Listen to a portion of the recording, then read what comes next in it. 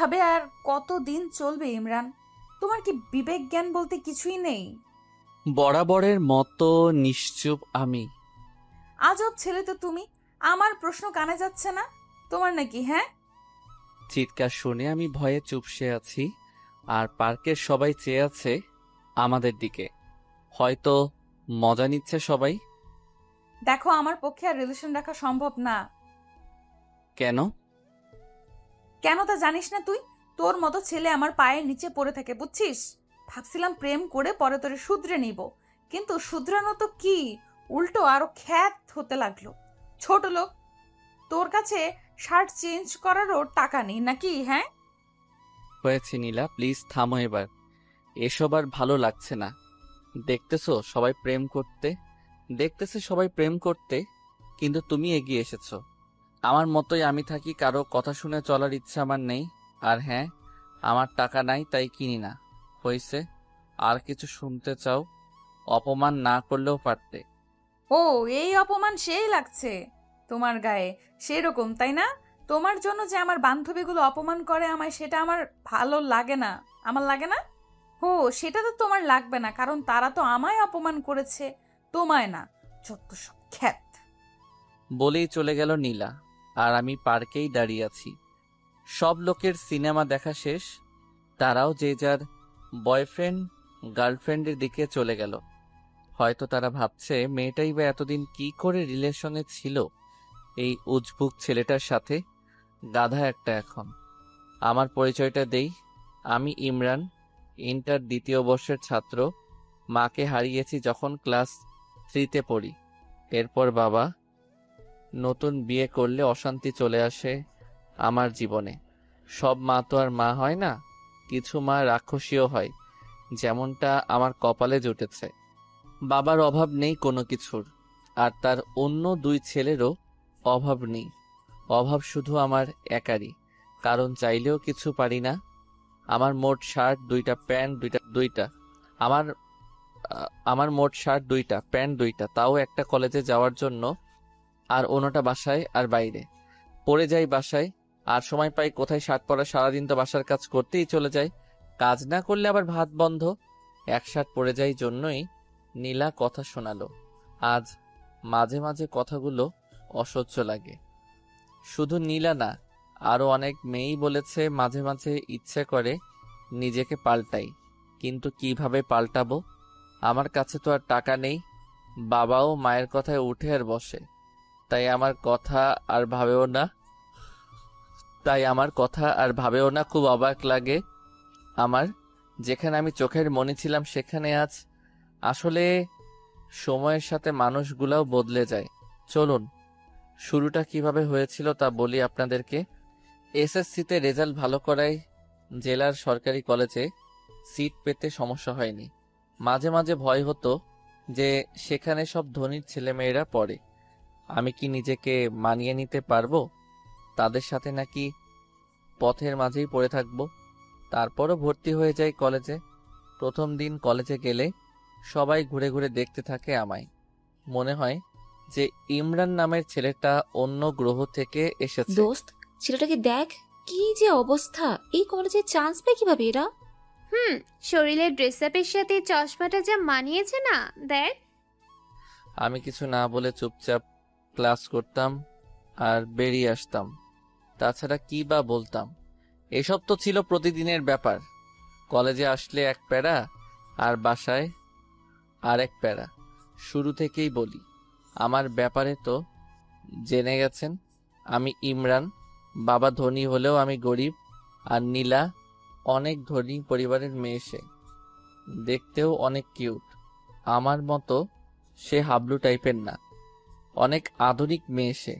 পড়ালেখায় তেমন ভালো পড়ালেখায় তেমন ভালো না।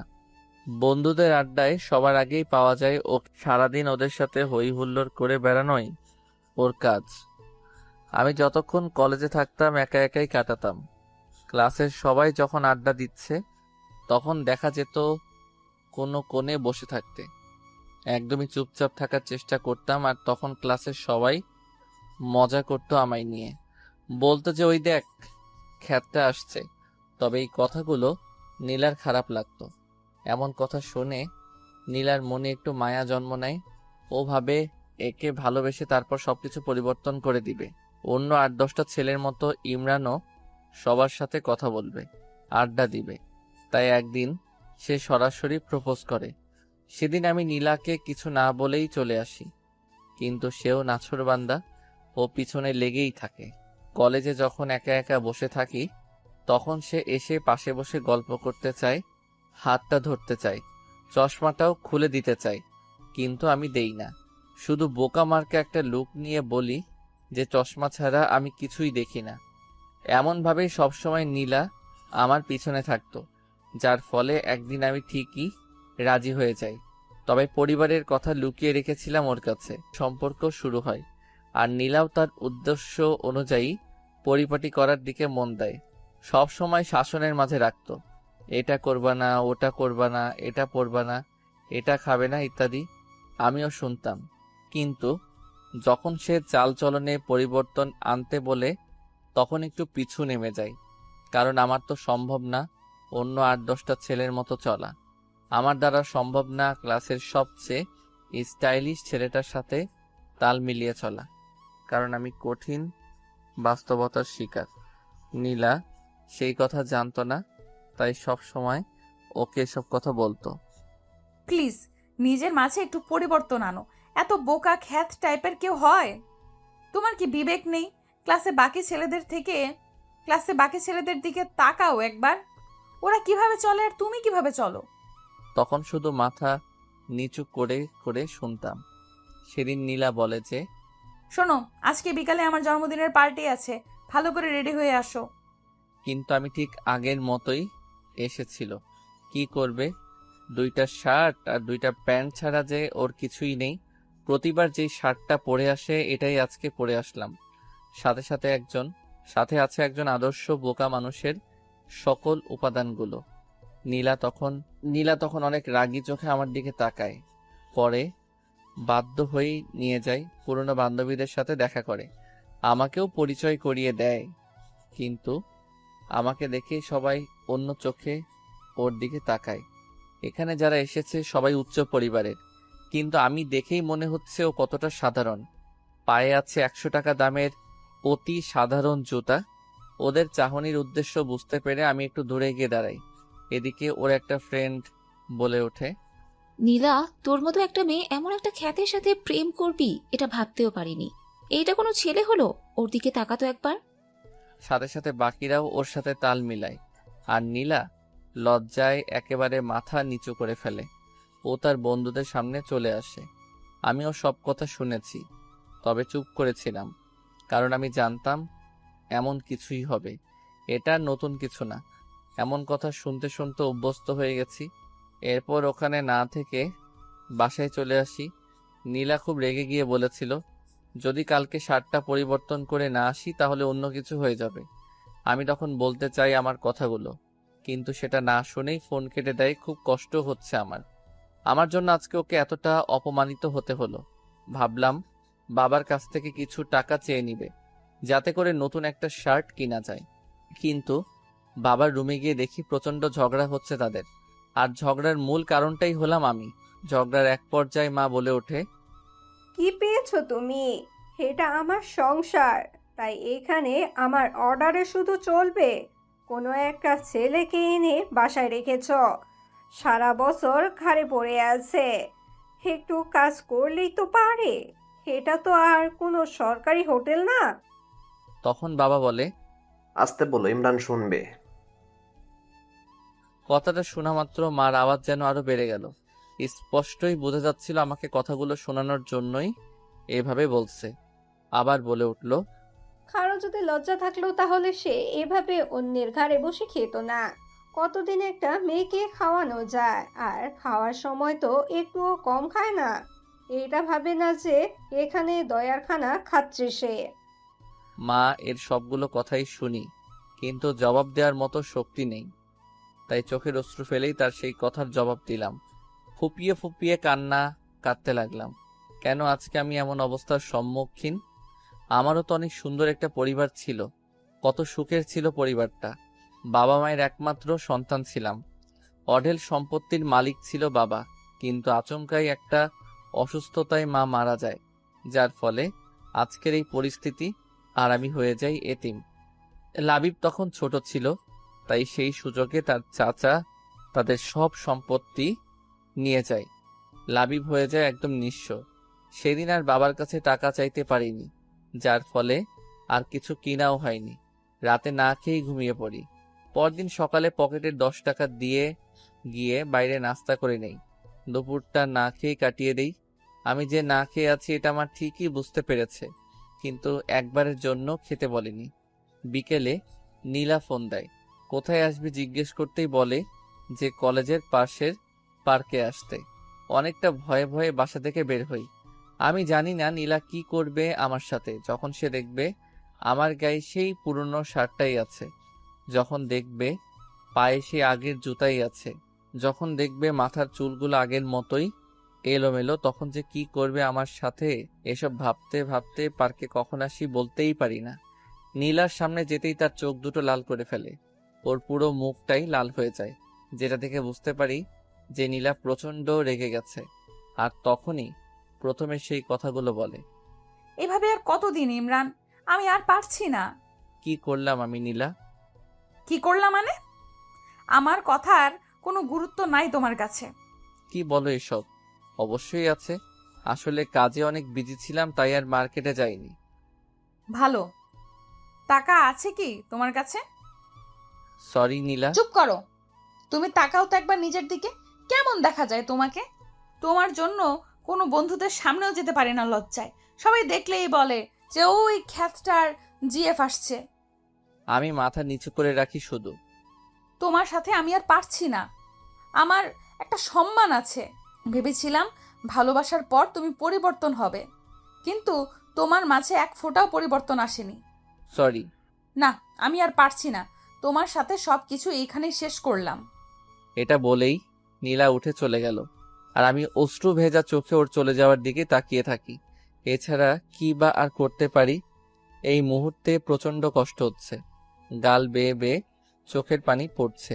আমি জানি নীলা আমার সম্পর্কে কিছুই জানে না, তাই এমন করেছে। কিন্তু সে কি করবে? তার তো কিছুই করার নেই। তারও তো মান সম্মান আছে। মনে হচ্ছে নিঃশ্বাস এখনই বন্ধ হয়ে যাবে। আস্তে আস্তে উঠে দাঁড়িয়ে সোজা চলে যাই নদীর পাড়ে। সেখানে গিয়ে বসে চোখ থেকে চশমাটা খুলে ইচ্ছা মতো কেঁদে নেই। যদি মা থাকতো, কারো দয়ার পাত্র হয়ে থাকতে হতো না, এতটা অসহায়ও থাকতে হতো না। একটু পর চোখের পানিটা মুছে আকাশের দিকে তাকাই আর চিৎকার করে বলতে থাকি, আল্লাহ, কেন তুমি এমন করলে আমার সাথে? কি দোষ করেছিলাম আমি? কেন এত কষ্ট দাও আমাকে? কেন আমার মাকে কেড়ে নিলে আমার কাছ থেকে? কেন তার আদর ভালোবাসা আমাকে পেতে দিলে না? আমার এখনো মনে পড়ে, ছোটবেলায় চুল কাটাইতে চাইতাম না, জন্য মা জোর করে বাবার সাথে পাঠাই দিত। আর এখন সেই চুল কাটাতে চাইলেও টাকা নেই। ঈদের দিনে সকালে উঠে মা এসে আগে আমায় আমার গিফট দিত, কত আদর করেই না লাচ্ছা খাওয়াই দিত। আর এখন আমার সৎ ভাইদের সৎ মা খাওয়াই দেয়, ঈদের ড্রেস দেয়। আমি শুধু চেয়ে দেখি। কি আর করব, মা নেই যে। কিছুক্ষণ পর খেয়াল হলো যে অনেক রাত হয়ে গেছে, সাথে প্রচন্ড ক্ষুধা একদম সহ্য করতে পারি না, তাই বাসার দিকে এগিয়ে যাই। বাসায় আবার যে কি অপেক্ষা করছে কোনো কাজই করা হয়নি। বাসার সিদ্ধান্ত নেই, যত কিছুই বলুক কান পেতে সেগুলো শুনবো আর খেয়ে নিব। বাসায় মা বসে বসে টিভি দেখছিল, কিন্তু আমি এসে কলিং বেল বাজাতেই উনি প্রচন্ড বিরক্ত হন। প্রথমে ভেবেছিলেন ওনার স্বামী এসেছে, কিন্তু দরজা খুলে যখন দেখেন আমি দাঁড়িয়ে আছি, তখন ওনার রক্ত গরম হয়ে যায়। প্রচন্ড রেগে কথা বলে। থাকিস কই? এত রাতে কেউ বাসায় আসে? এটা কি নিজের বাসা পাইছস? থাকছস অন্যের বাসায়, লজ্জা করে না? আবার এত রাত করে বাসায় ফিরস? চুপ করেই কথাগুলো শুনতে থাকি, কিছুই বলার নেই। রুমে এসে কিছুক্ষণ শুয়ে থাকি, তারপর ক্ষুধার জ্বালায় মায়ের সামনে যাই। ওনার সামনে গিয়ে দাঁড়াতেই উনি রাগী চোখে তাকায়। একটু ভয় পেলেও বাধ্য হয়ে বলি যে, মা, খাওয়ার মতো কিছু আছে? খুব ক্ষুধা লেগেছে। এই পাইছস কি তুই? হ্যাঁ, তোর খাওয়া দেখে মনে হচ্ছে না তোর মা এখানে কোনো হোটেল দিয়ে রাখছে। বিনা পয়সায় তো 15 বছর পার করলি, আর কতদিন? খাবি অন্যের ঘাড়ে? মা, আমি একটা চাকরি পাই, তারপর আপনাদের সব টাকা শোধ করে দেব।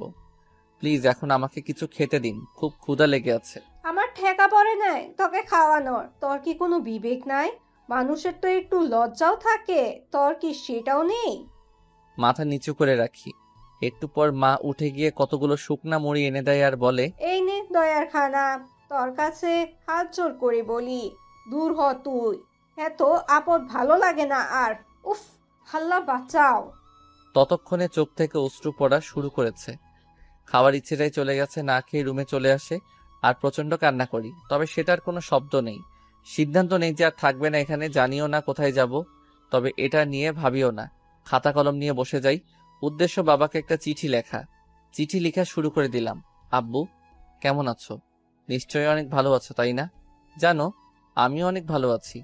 প্রতিদিন সকালে মা নামক পাষণ্ড মানুষটা আমাকে অনেক আদর করে, কতগুলো বকা দেয়।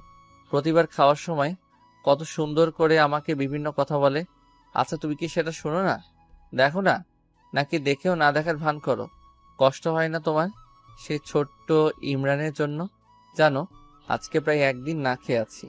তুমি জানো আমি ক্ষুধা একদমই সহ্য করতে পারি না, কিন্তু দেখো আমি ঠিকই এখন পারছি। আমি না অনেক পরিবর্তন হয়ে গেছি। এখন আর কাঁদি না, কাউকে জড়িয়েও ধরি না, শুধু চুপচাপ থাকি আর ভাবি, হয়তো মা থাকলে আমার সাথে কখনো এমন হতো না। কোথায় হারিয়ে গেলে? অনেক ভালোবাসি তোমাকে, সত্যি অনেক ভালোবাসি। ইতি, তোমাদের আদরের সন্তান। এরপর ছাদে চলে যাই, তারপর কিছুক্ষণ আকাশের দিকে চেয়ে থাকি, তারপর এসেই সবকিছু গুছিয়ে নেই। খাতা কলমটা এখনো ব্যাগে নেওয়া হয়নি। ওটার দিকে চোখ পড়তেই নীলার কথা মনে পড়ে যায়। কত ভালোবাসতাম তাকে, বাঁচার স্বপ্ন দেখেছিলাম তাকে নিয়ে, কিন্তু সেও ছেড়ে চলে গেছে। নীলা সত্যটা জানা দরকার, তাই নীলার জন্যেও একটা চিঠি লেখা শুরু করে দিলাম। নীলা, হয়তো ভালো আছো, ভালো তো থাকবেই। তোমার জীবন থেকে একটা বাধা দূর হয়েছে যে। আসলে আমি জানতাম না তুমি কি দেখে আমাকে ভালোবেসেছিলে, তাই তো তোমার কথায় রাজি হচ্ছিলাম না। কিন্তু যখন তুমি বারবার এসে আমাকে বলতে লাগলে, তখন কেন যেন আমার মনে হলো তুমি সত্যি ভালোবাসো আমাকে। তাই হ্যাঁ বলে দিয়েছিলাম। কিন্তু আস্তে আস্তে আমি বুঝতে পারি আমার চলাফেরা তোমার চাহিদা মতো হচ্ছে না, তোমার মনের মতো আমি হতে পারছি না। পারবো কিভাবে? তুমি চাইতে আমি অন্য সবার মতো থাকি, সবাই যতটা স্মার্ট হয়ে থাকে আমিও সেটা করি। কিন্তু একটা কি জানো, আমার দ্বারা সেটা সম্ভব ছিল না, কারণ সেই ছোটবেলাতেই আমি আমার মাকে হারিয়েছি। তারপর এলাকার অনেক কষ্টে এতটুকু আসতে পেরেছি। এখানে সৎ মায়ের কাছে থাকতাম, যার বিনিময়ে আমাকে প্রতিনিয়ত অপমানিত হতে হতো। জানো, শার্ট কেনার মতো আমার সেই অবস্থা ছিল না, না হয়তো আমি অবশ্যই কিনতাম। কে না চায় তার প্রিয় মানুষের মনের মতো হতে, বলো? আমি চলে যাচ্ছি দূরে, অনেক দূরে। জানি না কোথায় যাব, কিন্তু কথা দিচ্ছি আর তোমার সামনে আসবো না। ভালো থেকো। এটা নিয়ে বাসা থেকে বের হয়ে যাই। আসার সময় মাকে বলে আসি যে যদি কিছু করে থাকি তাহলে ক্ষমা করে দিতে। আমি হয়ে যাওয়ার পর মার মুখে বিশ্বজয়ের হাসি ফুটে উঠেছিল। চিঠিটা নিয়ে সোজা নীলাদের বাসায় চলে আসি। দারোয়ানকে চিঠিটা নীলাকে দিয়ে দেওয়ার জন্য বলি, তারপরে সামনের দিকে পা বাড়াই। ইমরান জানে না সে কোথায় যাচ্ছে।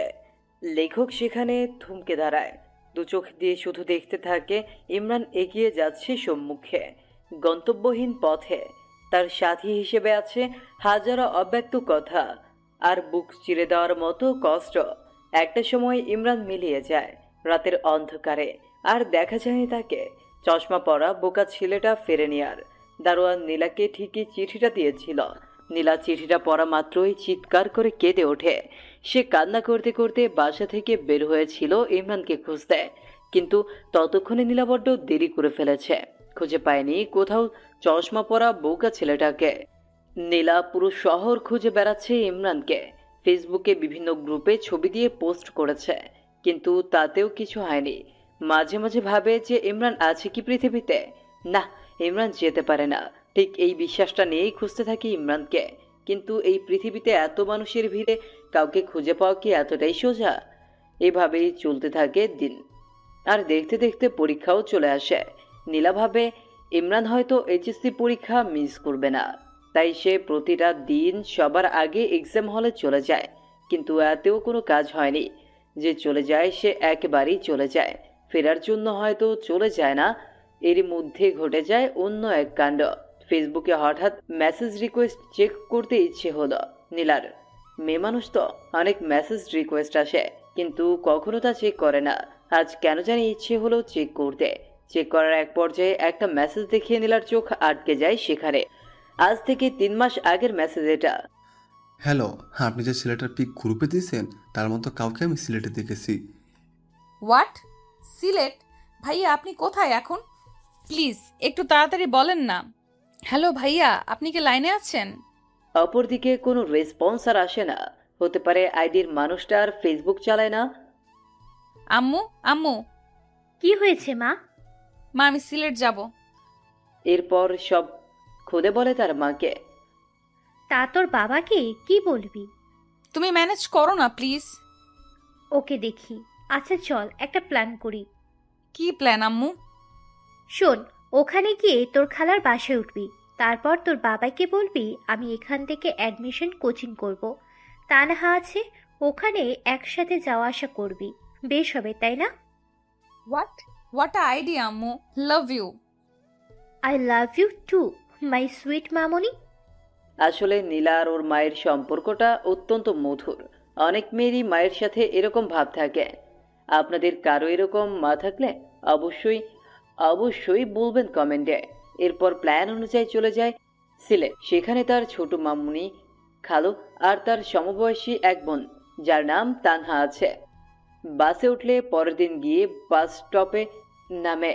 এরপর তার বোন নিতে আসলে তার সাথে চলে যায়। হ্যালো মামুনি, কেমন আছো? আমি ভালো মা, তুই? মামুনি তুমি কিন্তু আরো মোটু হইছো।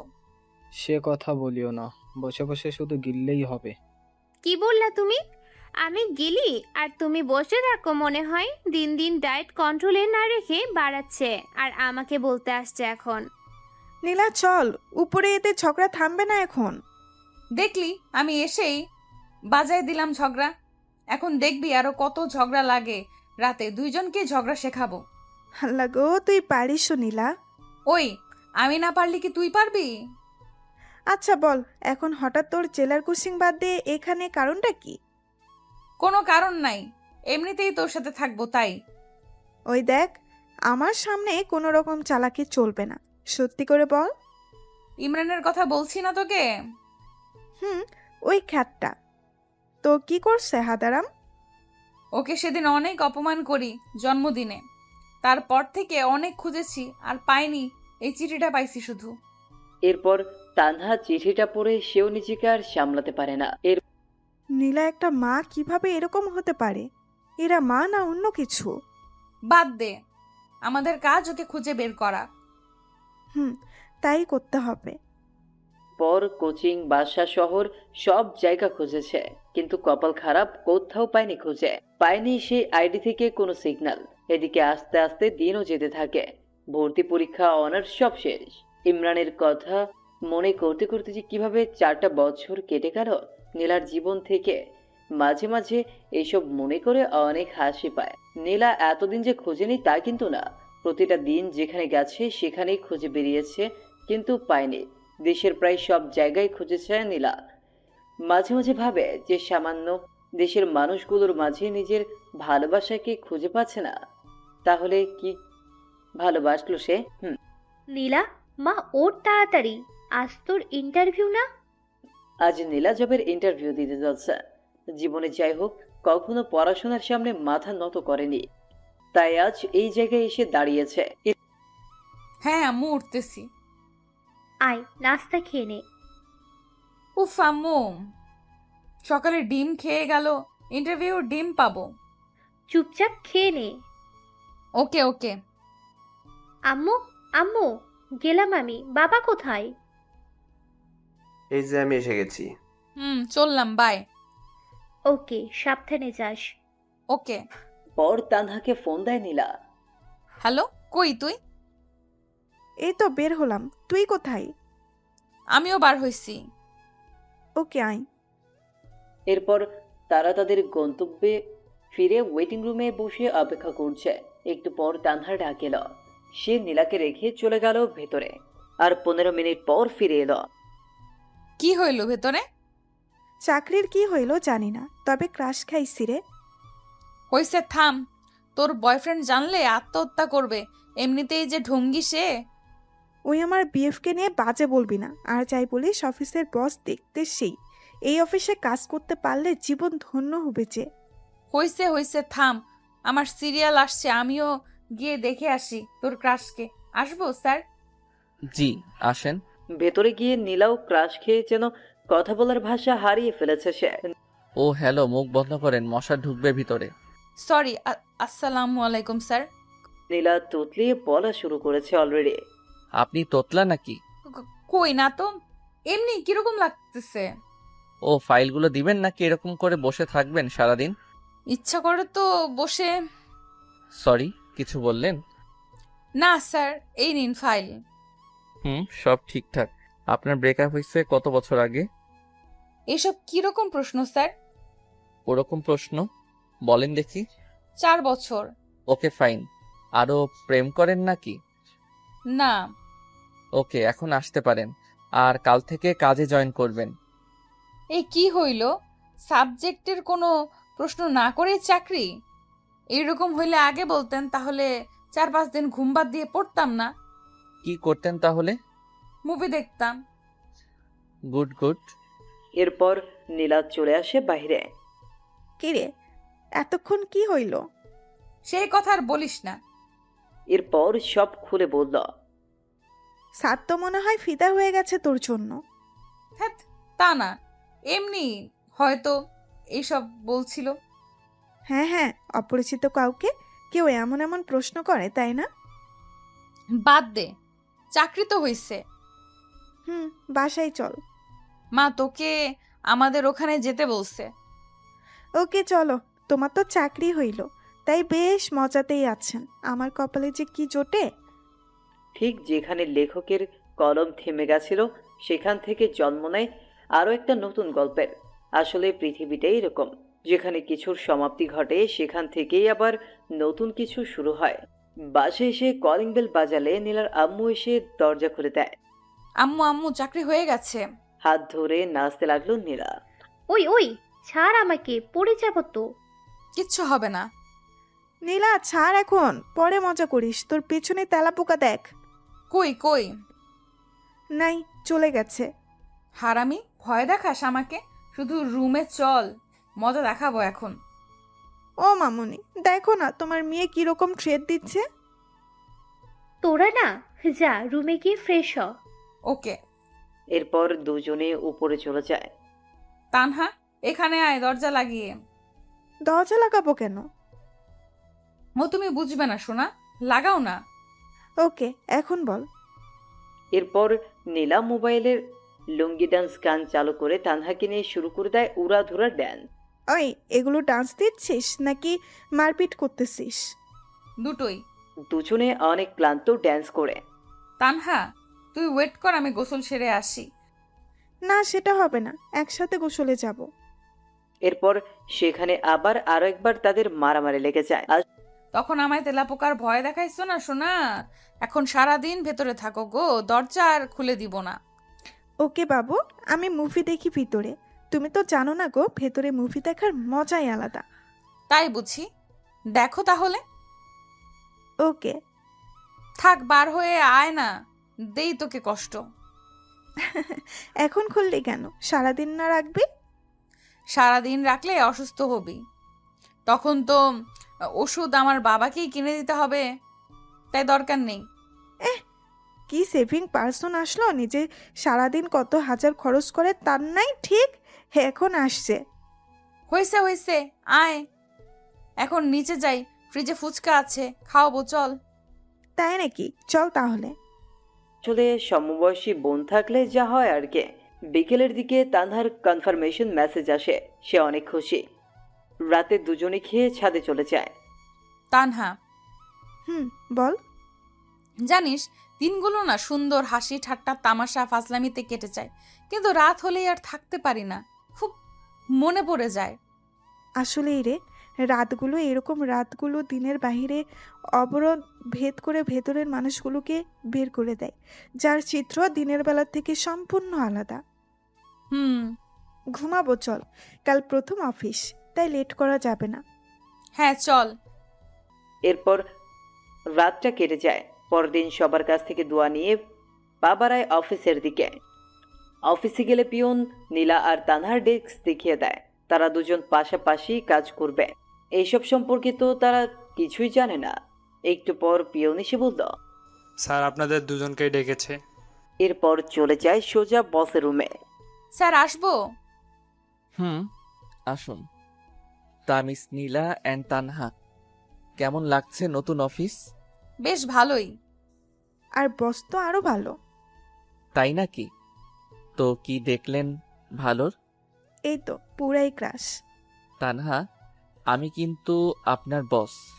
না রাখেন তো, আমি বস টস বলতে পারবো না, ভাইয়া বলে ডাকবো প্লিজ। ওকে, তো যে জন্য ডেকেছি এই হচ্ছে তোমাদের ফাইল, এগুলো কমপ্লিট করে দিও।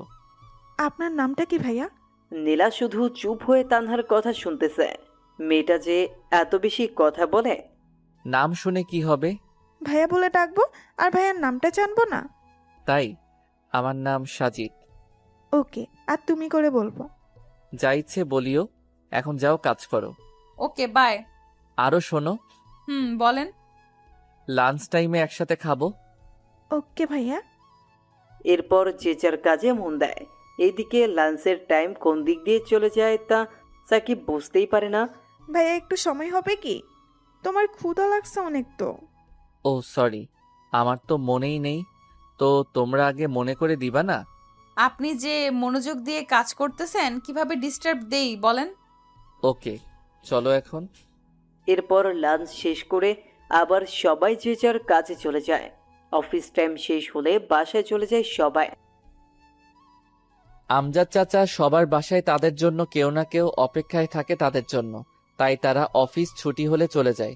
কিন্তু আমার বাসায় তেমন কেউ নেই। তাছাড়া ওরা যে টাইম দেয়, আমিও যদি তাই করি তাহলে তো ওদের আর আমার মাঝে কোনো পার্থক্য থাকবে না। চাচা, আপনি চলে যান, আমি কাজ শেষ করে চলে যাব। ওকে ঠিক আছে। এরপর সাজিদ কাজ শেষ করে সোজা চলে যায় পার্কের দিকে। সেখানে কিছু এতিম ছেলে মেয়ে আছে, তাদের সাথে গল্প করে। রাতের খাবার খেয়ে বাসে যায়। এভাবেই দিন চলে যায় ইমরানের। দেখলি বসকে কিরকম হাতে করে নিলাম একদিনে। দেখলাম, ট্যালেন্ট আছে তোর, আর তাই তো ওরকম ঢ্যাঁড়সের মতো বিএফ জোটাইছিস। আরে ওটার কথা বাদ দে তো। ও থাকাও যে না থাকাও সে। সারাদিনে কি একবারও বলেছে আমার সাথে কথা বলে নাই? ওর সাথে ব্রেকআপ করতেই হবে আজ। তা করিস পরে। ক্ষুধা লাগছে, খাবো চল। মামনি খাইতে দাও, ক্ষুধা লাগছে। ওকে বস, দিচ্ছি। জানো আজ কি করছে তানহা? কি? বসকে একদম পটিয়ে ভাই ডাকা শুরু করছে। তুমি বলো তো ঠিক করছি না। এখন কাজে ভুল হলে বা লেট করে গেলে কিচ্ছু বলবে না। একদম ঠিক করেছিস মা। হুম। এরপর খাওয়া শেষে ঘুম আর ঘুম দিবে। উঠে অফিস। আবার আগের দিনের মতো বস রুমে চলে যায় তারা। আগের দিন তো সাজিদ ডাকেনি, তানহা নিজেই চলে গেছে। ভাইয়া আসবো? আসো। কেমন আছো ভাইয়া? আলহামদুলিল্লাহ, তোমরা? কাজ করতে করতে বলল, আমরাও ভালো। ভাইয়া তুমি কি সবসময় কাজ করো এমন? এটা ছাড়া তো আর কোনো কিছু নেই জীবনে, তাই এটাই করি শুধু। জীবনে বলতে? ওসব তোমাদের বুঝতে হবে না। তো ভাইয়া কাল বাসায় গেছো কয়টায়? 9টার দিকে। এতক্ষণ কি অফিসে ছিলা? মাগরিবের পর অফিস থেকে বার হইছি। এরপর কি করছো যে বাসায় যেতে এত লেট হয়েছে? তোমাকে জানা লাগবে না এত কিছু, নিজের কাজ করো, যাও। ভাইয়া আমি না তোমার বোন, আমাকে বলবো না? দেখো, কোনো ইমোশনাল ব্ল্যাকমেইল করবা না, কাজে যাও, লাঞ্চে কথা হবে। ধ্যাত। এরপর নীলা তানহা চলে আসে। কি ভাব নিয়ে কথা বললো দেখছিস, আর তুই তারপরও আগ বাড়িয়ে কথা বলছিস। আজব তো, কোথায় ভাব নিল? এখন ব্যস্ত আছে জন্য বললো যে লাঞ্চ টাইমে কথা বলবে। আচ্ছা একটা কথা বলতো, ভাইয়ার কি গার্লফ্রেন্ড আছে? এইরকম ছেলে আবার না থাকে গার্লফ্রেন্ড? আসলেই যে এর গার্লফ্রেন্ড হবে সে অনেক লাকি, তাই না?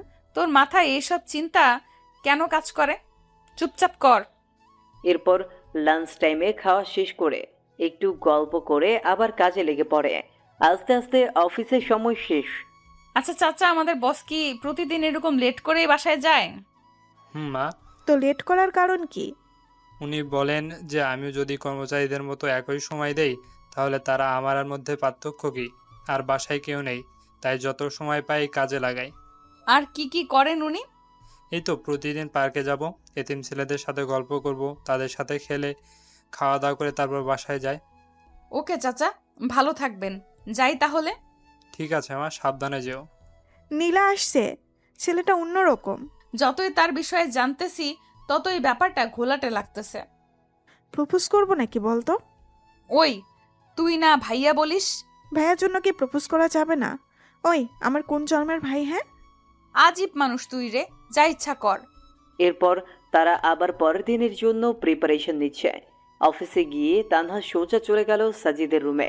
হাই হুম, কেমন আছো? ভাই, একটা কথা বলি। বলো। ধরো আমি যদি তোমায় প্রপোজ করি তখন তুমি কি করবা? দেখো, এরকম মন মানসিকতা নিয়ে যদি এখানে আসো তাহলে আসতে পারো এখন।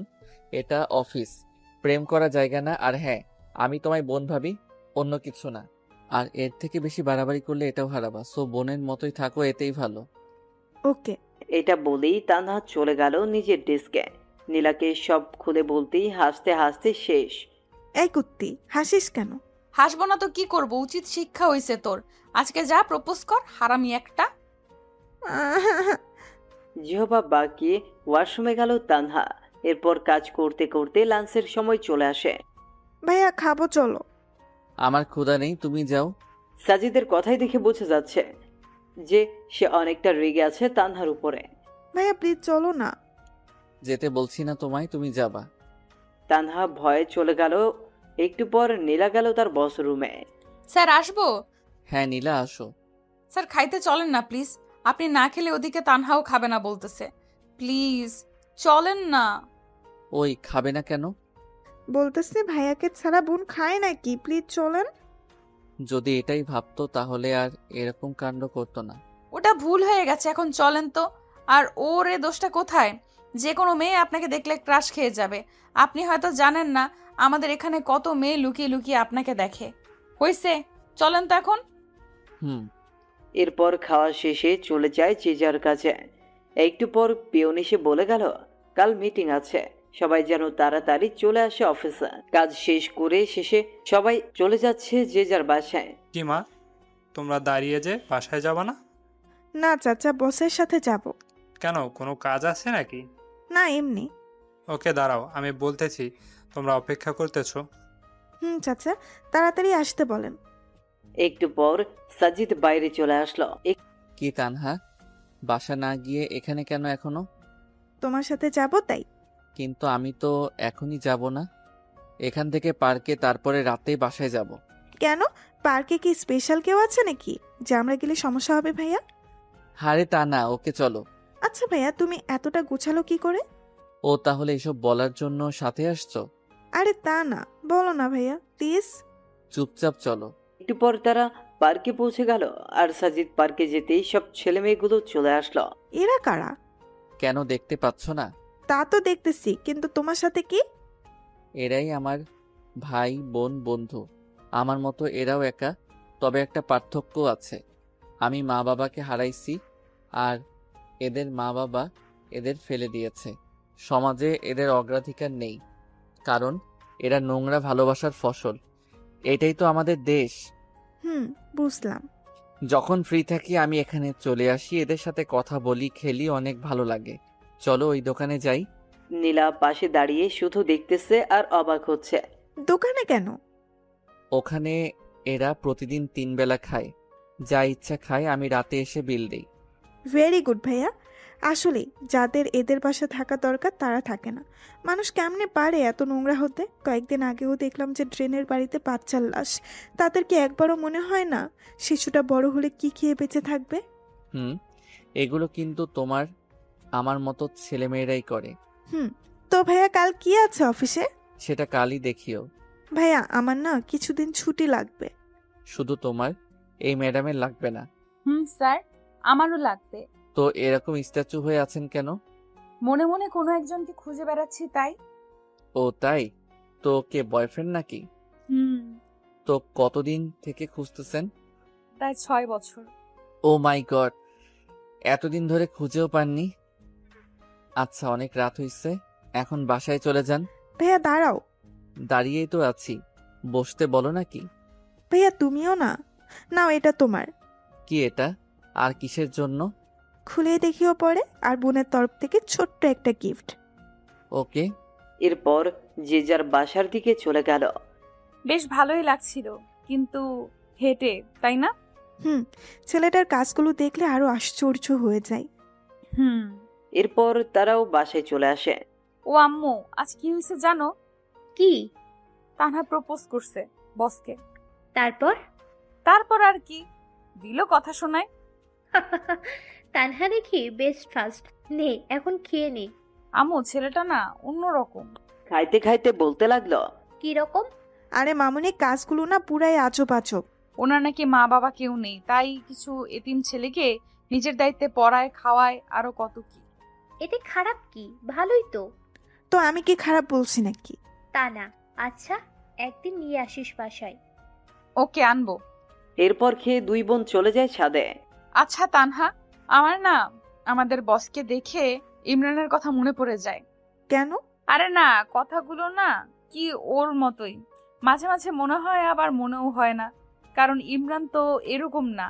ওকে ভালো করেই চিনি আমি। কোনোভাবেই এরকম গোছালো হওয়া সম্ভব না। তা ঠিক। আবার দেখ, চাচা বলছে যে বসের কেউ নেই, কিন্তু ইমরানের তো বাবা আছে। ফটকাটা এখানেই। নীলা, একটা কথা বলি। বল। তুই ইমরানকে ভুলে যা, এটাই ভালো হবে। দেখ ও কোথায় আছে, কেমন আছে তা আমরা কেউ জানি না। তাই ওর আশা ছেড়ে দে, নতুন করে শুরু কর সবকিছু। প্লিজ, নেক্সট টাইম আর এইটা বলবি না। ঘুমাবো, চল। এরপর ঘুমায় আর ঘুম থেকে পরের দিন উঠে চলে যায় অফিসে। চাচা, সবাই এসেছে। হ্যাঁ বাবা। সবাইকে কনফারেন্স রুমে যেতে বলেন, আমি আসতেছি একটু পর। একটু পর সবাই চলে আসলো। Hello guys, attention please. কাজ তো অনেক হলো, এবার একটা আনন্দ মজা করার দরকার। তাই ঠিক করছে আগামী বুধবার আমরা ঘুরতে যাব বান্দরবনে। কি তোমরা প্রস্তুত তো? Yes sir. So guys, let's enjoy. আর আশা করি এখনো 2 দিন বাকি আছে। এই 2 দিন সবাই সবার কাজগুলো সেরে ফেলবেন, আর বুধবার ঠিক 7টায় অফিসে চলে আসবেন। ওকে। সবাই সবার কাজে চলে গেল। নীলা দেখ, স্যারের ফিলিংস আছে, বলতে হবে। ঠিক বলছিস। দাঁড়া, বসের রুম থেকে আসতেছি। ওখানে কেন আবার? আহা, ওয়েট কর না। ভাইয়া আসবো? আসো। একটা রিকোয়েস্ট রাখবা প্লিজ? কি বলো আগে, তারপর ভেবে দেখব। ঘুরতে যাওয়ার সময় আমার পাশে বসতে হবে, প্লিজ প্লিজ প্লিজ। ওকে, যদি সকলের সিট আগে ফিল আপ হয় তো বসবো, বাট সিট কম পড়লে সরি। ওকে, থ্যাঙ্কস। কি হইল রে ভেতরে? কি আর হবে, কি আর হবে, স্যারকে পাশে বসানোর টিকিট নিলাম। গুড। এইভাবে আস্তে আস্তে যাওয়ার দিন চলে আসে। সবাই যথাসময় পৌঁছে যায়। তানহা, সামনে দেখ। কি রে, সামনে? ও মাই গড, কে এটা? আমাদের বস। গিটার, ক্যামেরা, কি এসব? মনে হচ্ছে মজা ভালোই হবে। Hello, how are you? Fine sir, আপনি? ভালো। শোনো, আমাদের জার্নি কিন্তু টোটাল 14 ঘন্টার। এই টোটাল সময়টা অনেক মজা হবে। চাচা কই আপনি? বাবা, আমি রেডি। ওকে, তাহলে গাড়ি ছাড়তে বলেন। সবাই শোনো, কেউ কানে ইয়ারফোন লাগিয়ে গান শুনবা না। মোবাইলের গান তো প্রতিদিনই শুনি, আজ না হয় অন্যের খালি গলায় শুনবো। যার যেই গান শুনতে ইচ্ছা করবে, আর এখানে যার গলায় শুনতে ইচ্ছা করবে বলবা আমাকে। সে গান না পেলেও ওই গানের নিম্ন 6 লাইন গাইতে হবে। ক্লিয়ার সবার? তো আগে আমি শুরু করছি একটা গান দিয়ে, এরপর তোমরা শুরু করবা। কার কি গান আর কার কাছ থেকে শুনবা? ওকে। এরপর সাজিদ আস্তে করে গিটার হাতে নিয়ে সুন্দর একটা সুর তুলে বলতে শুরু করলো। চোখে চোখ রেখে বসে আছি এভাবে, দেখো না কি তুমি আমার মনে যে কে, আমার চোখে কি দেখোনি? মনের কথা কি বোঝনি? তবু একবার দেই বলে ভালোবাসি তোমাকে, আবারও বলছি তোমাকে বেসেছি আমি ভালো। এইভাবে সম্পূর্ণটাই শেষ করলো। আর একটা হবে। আরে না, এখন আমি রিকোয়েস্ট করব আমাদের চাচাকে একটা গান বলতে। চাচা আজ না করতে পারবেন না। ইয়াহু। চাচা শুরু করেন। এরপর চাচা শুরু করলো মাইলসে ফিরিয়ে দাও গান। কি চাচা, কাকে বলতেছেন এই বয়সে প্রেম ফিরিয়ে দিতে? সবাই তো হাসতে হাসতে শেষ। কই, কাউকে না তো। আমি গান বললাম আমি। বুঝছি চাচা, এই বয়সে কাকে মন দিলেন? স্যার, আমাদের সকলের একটা প্রশ্ন আছে। কি প্রশ্ন? আপনি কিভাবে এই কম বয়সে একটা কোম্পানির মালিক হলেন? মানে আপনার জীবনী নিয়ে জানতে চাই। ওটা শেষে বলবো, এখন গানের পর্বটা শেষ হোক। এই তানহা শোন, নীলা তানহার কানে কানে বলতেছে। কি বল?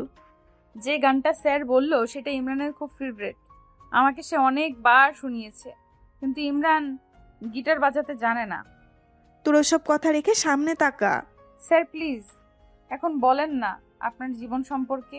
খুব জানতে ইচ্ছে করে যে মানুষটা কিভাবে এতটা গোছালো হতে পারে। আসলে এসবের পিছনে আমার গার্লফ্রেন্ডের অবদান। তার সাথে দেখা হলে একটা ধন্যবাদ দিব। তার করা অপমানগুলোই জেদ হয়, আর আমি সামনে এগিয়ে যাই। কত যে কষ্ট করতে হয়েছে এই জায়গায় আসতে, সেটা আল্লাহ আর আমি জানি। বাদ দাও ওসব, বাকিটা পরে। হোমা গো, গার্লফ্রেন্ডের হাত তো ভাইয়া এখনো আছে কি? নেই, তবে চোখ বন্ধ করলেই দেখতে পাই। তো এখন আমার প্রশ্ন নীলার কাছে। আজ সে তার ব্রেকআপের গল্প বলবে, এরপর মিস্টার খালিদ আপনি রেডি থাকবেন। আপনাকে এমন কিছু বলতে হবে সবাই হাসে। আসলে আমার বিএফের নাম ইমরান। নিজেই একদিন ভুল করেছি আর সে চলে গেছে। কি ভুল করেছিলেন? অপমান করেছিলাম। এরপর 6 বছর ধরে খুঁজতেছি, কিন্তু পাচ্ছি না। বাবা, এত ভালোবাসা তার জন্য? যদি ফিরে আসে এখন, তো কি করবেন? 2 গালে থাপ্পড় দিব। কেন? আমাকে এত কষ্ট দেওয়ার শাস্তি পাবে না। এত রাগ তার উপর? হুম। তো খালিদ সাহেব, এখন তো আপনার পালা। স্যার একটু সময় দেন, ঠিক করে নিই কোনটা বলবো। ওকে 1 ঘন্টা বিরতি দিলাম। চাচা খাবার দেন সবাইকে। এরপর সাজিদ গিয়ে সোজা তার সিটে বসে পড়ল, মানে তানহার পাশের চেয়ারে। ভাইয়া তোমাকে কিন্তু সেই লাগছে আজ। তাই? তোমরা 2 জনও কম না কিন্তু। খাওয়া শেষে সবাই রেস্ট নিচ্ছে আর সাজিদ এক ধ্যানে বাইরে তাকাচ্ছে। স্যার বাইরে কি দেখেন? কিছু না, এমনি শহরটা দেখি। আপনার রিলেশনের কথা কিন্তু জানতে পারিনি এখনো। সেই মেয়েকে দেখতে ইচ্ছে করে যে কিনা আপনার মতো কাউকে পেয়েও অপমান করেছে। হইছে, আর দেখতে হবে না। খালিদ সাহেব শুরু করেন না। সবাই দেখেন না কিরকম গোমরা মুখ করে বসে আছে। আমি যেটা বলবো সেটা শুনে কেউ হাসতে হাসতে অজ্ঞান হলে কিন্তু আমার কোনো দোষ নেই স্যার। কি যে বলি কিছুই বুঝতেছি না। কিছু একটা বলেন স্যার। খালিদ সাহেবের ক্রাশ মিস সীমা। আচ্ছা তাহলে শুরু করি। গ্রামের পরিবেশ কীরকম সেটা আশা করি সবাই জানে। গ্রামে সব মানুষের ঘরে টয়লেট থাকে না, তাই যাদের টয়লেট থাকে না তারা তাদের কাজ সারার জন্য আসলে বাসবাড়িকে বেছে নেয়। এর মধ্যে কিছু মানুষ আছে যারা আবার নিচে কাজ চালাতে পারে না। কাজ চালানোর জন্য তারা বিভিন্ন গাছের উপরে ওঠে। তো এক লোকের অভ্যাস হচ্ছে যে গাছে উঠে সিগারেট খাওয়া প্লাস টয়লেট সারা। প্রতিদিনের মতো সেদিন বাসবাড়িতে গেলে সেদিন এক অন্যরকম কিছু ঘটে। কিরকম? সবাই আগ্রহ নিয়ে শুনতেছে আসলে কি হতে চলেছে। সেদিন তিনি চারপাশ দেখে সুন্দর গাছে উঠে গেল, তারপর আস্তে আস্তে সিগারেটের টান আর কাজ শুরু করে দিল। এদিকে এক বৃদ্ধ আবার নিচে এসে বসে পড়েছে। উপরে যে একজন আছে তার লক্ষ্যই করেনি। এদিকে উপরের জন নিচের জনকে দেখে নাই, তাই যে যার মতো কাজ করতেছে। উপরের জন তখনও শুরু করতে পারে নাই, তাই জোরে চাপ দিয়ে গাছ নাড়া শুরু করেছে। এটা আবার নিচের জন দেখে উপরে যেই তাকাইছে ঠিক সময়ই জিনিসের তার মুখে চোখু। উপরের জন তখনও বুঝতে পারে না যে নিচে কি হচ্ছে, তাই সে কাজ চালাইতেই রাখলো আর নিচের জনের মুখ শেষ। কোনো রকমের নিচের জন মুখ তুলে বলল, ওই থামবো নাকি লাঠি দিয়ে গাছে উঠবো। এটা শুনে উপরের জন নিচে তাকায় দেখে যা কাজ এতক্ষণে সেরে ফেলেছে সে আর কে পায়। তাকে এক লাফ দিয়ে গাছ থেকে লাফ দিয়ে দেবো। আর নিচের জন বলতেছে, হারামজাদা কি খাস তুই, এত টক আর কি গন্ধ। গাছে উঠে তোর টয়লেটের দৃশ্য আবার এক ভাই দূর থেকে ওপ্পো মোবাইল দিয়ে ভিডিও করছে। এরপর পুরো গ্রাম প্রচার। হা হা হা। কি শুনাইলেন ভাই? এরপর অন্য পর্ব শুরু হয়ে গেল। যে যার কাছে ইচ্ছা গান শুনতে যাচ্ছে আর সাজিদ সুন্দর করে গিটার বাজিয়ে যাচ্ছে, যা শুনে সবাই মুগ্ধ। এর মাঝেই তারা দুপুরের খাওয়া শেষ করে দিয়েছে। শোনো সবাই, আর অনলি 5 ঘন্টা রাস্তা আছে। এই সময়টা সবাই একটু রেস্ট নাও। এরপর যে যার সিটে। সাজিদও গেল তার সিটে। একদিকে 3 সিট হওয়ায় সাজিদ, নীলা, তানহা 3 জন একসাথেই সাজিদের পাশে, নীলা জানলার পাশে বসে। সাজিদ বাইরের শহর দেখতেছে। সে কতই ব্যস্ত না সবাই যে যার গন্তব্যে ছুটছে। হয়তো কারো মায়া টানছে তাদের এই দিকে। এইদিকে ঘুমের মাঝে নীলা মাথাটা সুন্দর করে সাজিদের কাঁধে দিয়েছে, যা সাজিদের মনে অন্যরকম ভালো লাগে। ইচ্ছে করে হাত দুটো শক্ত করে জড়িয়ে ধরতে, কিন্তু ধরতে গিয়েও কোথায় যেন বাধা পায় সে, তাই আর দেওয়া হয়ে ওঠে না। কি যে মায়াবী লুক একটা, যা দেখে কোনো ছেলে ক্রাশ না খেয়ে থাকতেই পারবে না। সাজিদেরও এর ব্যতিক্রম হবে না। এই যে ভাইয়া, কি দেখতেছো ভাবে? কই কি এমনি কি নিষ্পাপ লাগছে? তাই নাকি? শুধু নীলা না ঘুমাইলে সবাইকে নিষ্পাপ লাগে। তাই নাকি? কই আগে তো জানতাম না। তুমি একটু ঘুমাও তো দেখি কিরকম নিষ্পাপ লাগে। ভাইয়া তুমিও না। এর মধ্যেই নীলা উঠে যায়। এদের কথাবার্তায় সরি, আমি ভুলে মাথা দিয়ে ফেলেছি, স্যার ক্ষমা করবেন। সমস্যা নেই, তুমি এভাবে ঘুমাইতে পারো। না, আর ঘুম আসবে না। তাই? তাহলে একটা গান শোনাও। ঘুম থেকে উঠে কেউ গান বলার মুডে থাকে নাকি? তাই এই যে পানি নাও আর ফ্রেশ হও। এদিকে এসে আমি বাকিদের অবস্থা দেখে আসি। ওকে। সবার কি অবস্থা, ঠিক আছেন তো? স্যার সবাই ঠিক, শুধু মোটো ভাইয়ের একটু সমস্যা হয়েছে। কি সমস্যা? স্যার চাপ দিয়েছে আর মোটো ভাই সহ্য করতে পারছে না, যখন তখন ড্রাম ফেটে যাবে। মোটু ভাই আর একটু সহ্য করেন, আমি ড্রাইভারকে বলছি কোনো হোটেল দেখে গাড়ি পার্ক করতে। এরপর নিজের সিটে চলে এলো। রাত 11টার দিকে তারা গিয়ে রিসোর্টে ওঠে। এরপর সবাই সবার রুমে, আর সাজিদ বাইরে এসে রাতের আকাশ দেখতেছে, যা তানহার চোখে পড়ে। কি দেখতেছো ভাইয়া? এই তো তারাগুলো দেখি। দেখো, সবগুলোকে স্থির দেখা যাচ্ছে, কিন্তু কেউই স্থির না। এ যার নিজের বেগে ছুটছে তো ছুটছে, দিন শেষে আবার এক জায়গায় মিলছে। কি অদ্ভুত, তাই না? ভাইয়া একটা কথা বলি। বলো। তারাগুলো কিন্তু কাউকে কেন্দ্র করে ছুটছে, কিন্তু আমাদের মাঝে এমন কেউ কেউ থাকে যারা কিন্তু কোনো কেন্দ্র ছাড়াই ছুটে চলছে। কে বলছে তোমাকে? তাদেরও একটা কেন্দ্র থাকে, তা অন্যরা কেউ জানে না। তো ভাইয়া বোন হিসাবে একটা জিনিস জানতে চাই, না করবা না। কি? তোমার জীবনে কে কে আছে বা কে কে নাই, তারা কোথায় গেছে সব? কি হবে শুনে? ভাইয়া প্লিজ। কেউ নেই আমার, তার থেকেও 5 বছর আগে চলে এসেছি। কেন? সৎ মায়ের প্যারা সহ্য করতে পারছিলাম না, তাই। আসলেই আমাদের সমাজে অনেক মানুষ আছে এরকম, যেমন নীলার বয়ফ্রেন্ডটা, সেই চলে গেল সৎ মায়ের প্যারায়, আর খোঁজ মিলল না। খোঁজে নাই তাকে? কি বলো, খুঁজে নাই? এমন কোনো জায়গা বাদ রাখি না এই শহরে, কিন্তু পাইনি। এখন নীলা খুঁজে বেড়ায় তাকে, প্রতি রাতে কাঁদে এই ছেলের জন্য। আমি যদি বলি ছেলেটা ওর সামনেই? হোয়াট?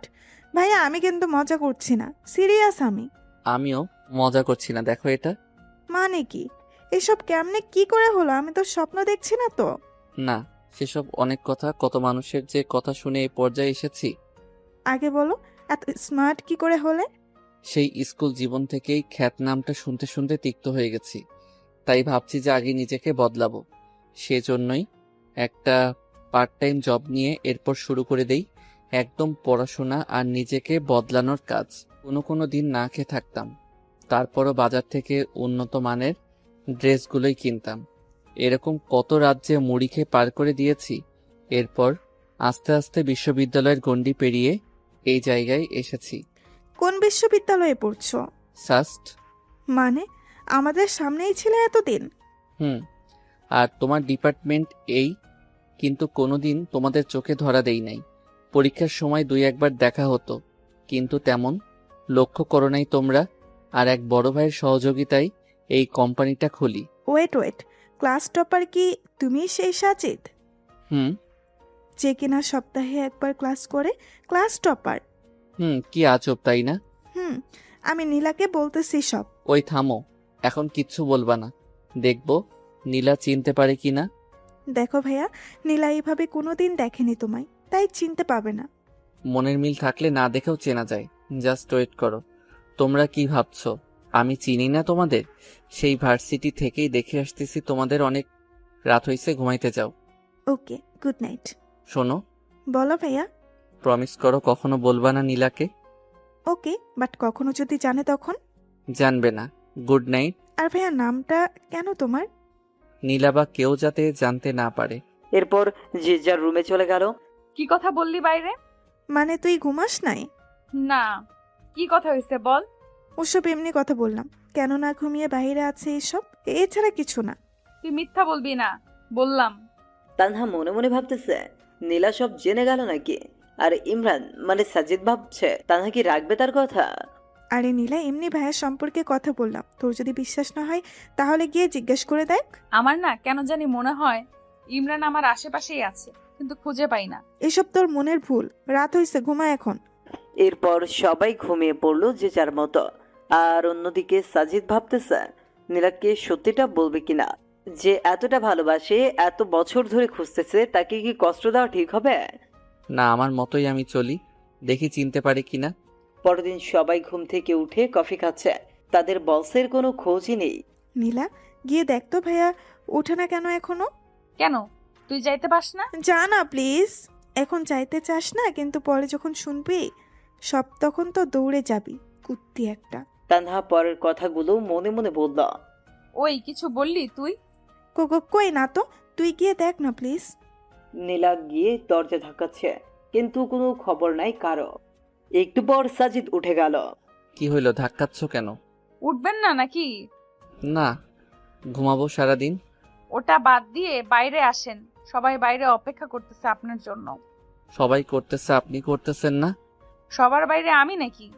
কথা দেখি আগের মতোই বেশি বলেন। কিছু বললেন? কই না তো। চুপ করেন, ফ্রেশ হয়ে বাইরে আসেন। আর আমি বেশি কথা বলি না, বুঝছেন? একটু পর সাজিদ সকলের সাথে যোগ দিল। Hello, good morning. Good morning sir. তো বলো, কার ঘুম কেমন হলো? স্যার কি আর বলবো, আমাকে রাখছেন এই মোটর সাথে। এই মোটর জ্বালাই ঘুমের খবর হয় নাই। কেন, কি হয়েছে? স্যার সারা রাত বউয়ের মতো টর্চার করেছে। মানে? সবাই বিস্ময়ের চোখে তাকাচ্ছে। স্যার নেগেটিভ ভাববেন না, সারা রাত একবার হাত তুলে দেয়, একবার পা তুলে দেয়, গায়ে আর কি ওজন। কি খাস রে ভাই তুই? তোর বউ যে হবে তার জীবন শেষ। সবাই শুনে হাসতে লাগলো। তো সবাই রেডি হও, একটু পরেই আমরা বার হব। ওকে। এরপর সবাই ফ্রেশ হয়ে নাস্তা সেরে বের হলো বান্দরবন দেখতে। তানহা দেখ কতটা সুন্দর না? আসলেই সুন্দর। স্যার ওখানে যাব। ওকে চলো, সবাই চলো ওই জায়গায়। সবাই গিয়ে সুন্দর মজা করতেছে। এই ভাইয়া, ডিএসএল আর কি এমনি আনছো? ছবি তোলো না। ও সরি, পোজ দাও, আমি তুলতেছি। বা ছবি তো সুন্দর উঠতেছে, তানহা দেখে যাও। বাহ ভাইয়া, তুমি এত কিছু শিখলা কি করে? তানহা থামো তো। এইভাবেই আনন্দ করতে করতে রাত বয়ে আসে। রাতে আবার এক গানের আনন্দে মেতে ওঠে সবাই। সাজিদ একাই গান গেয়ে যাচ্ছে আর সবাই তা উপভোগ করতেছে। খুব ভালো গান বলেন তো আপনি। ধন্যবাদ, এখন সবাই ঘুমাতে যাও, কাল দেখা হবে। Good night. Good night sir. পরের দিন আবার সে এরকম করেই কেটে গেল। এর পরের দিন বিকেল থেকে রওনা হয় বাসার উদ্দেশ্যে। স্যার ঝগড়া লাগছে পিছনে। কার কার? মোটু ভাই আর রনি সাহেবের। এরা 203 নাকি সবসময় লেগেই থাকে। ঠিক বলছেন, 203। হুম, স্যার আপনাকে একটা কথা বলি। বলেন। বাসায় যেতে তো অনেক রাত হয়ে যাবে, দয়া করে কি পৌঁছে দিবেন বাসায়? আচ্ছা। ধন্যবাদ স্যার। শোনো, সবাই যাদের যাদের এনজয় করার ইচ্ছা আছে তারা সামনে চলে আসো। এখন উড়াধুরা ডান্স শুরু হবে, যে যেমন ডান্স দিতে পারো দাও। আসলে অফিসের বস অন্য ছেলে হলে যেরকম হয়, কোনো পিকনিকের আসল মজাই হচ্ছে এটা। বাবা আমি আসছি। আরে চাচা, তো আর দেরি কেন, চলে আসেন। সবাই অনেকটা মজা করল। রাত 2টার দিকে গাড়ি এসে ফিরলো সেই চিরচেনা অফিসের সামনে। আস্তে আস্তে সবাই নেমে সাজিদের কাছ থেকে বিদায় নিয়ে চলে গেল। এখন বাকি আছে শুধু তানহা আর নীলা। নীলা, আমার শরীরটা ভালো না, অসুস্থ অসুস্থ লাগছে, তোমরা একাই যেতে পারবে না? এত রাতে কি করে যাব? ওকে চলো। জোর সারাতে খুব ভালোই লাগছে নীলার। পাশাপাশি হাঁটতে, কাছাকাছি বাসা হওয়ায় বেশিক্ষণ লাগেনি যেতে। নীলা যাও তাহলে, আমি গেলাম। গেলাম মানে এত রাতে কই যাবেন আপনি? ভেতরে আসেন। রেগে বলল কথাটা। রাগটাও দেখি আগের মতোই। দেখেন স্যার, আমার সামনে এরকম মনে মনে কিছু বলবেন না। ভেতরে আসেন এখন। আম্মু, ইনি হচ্ছেন আমাদের বস। ও তুমি সাজিদ? আসসালামু আলাইকুম। মা, ক্ষুধা লাগছে, খেতে দাও। তোমরা বসো, আমি দিচ্ছি। আসলে আন্টি, আমাকে যেতে হবে এখন। আরে বাবা, এত রাতে কোথায় যাবা? রিক্সা, অটো কিছুই পাবে না। আর বর্তমানে যে ছিনতাইকারীদের জ্বালা, তুমি আজ রাতটা থেকে যাও।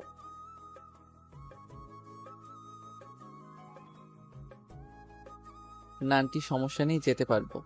মামনি, যেতে যখন চাইছে যেতে দাও।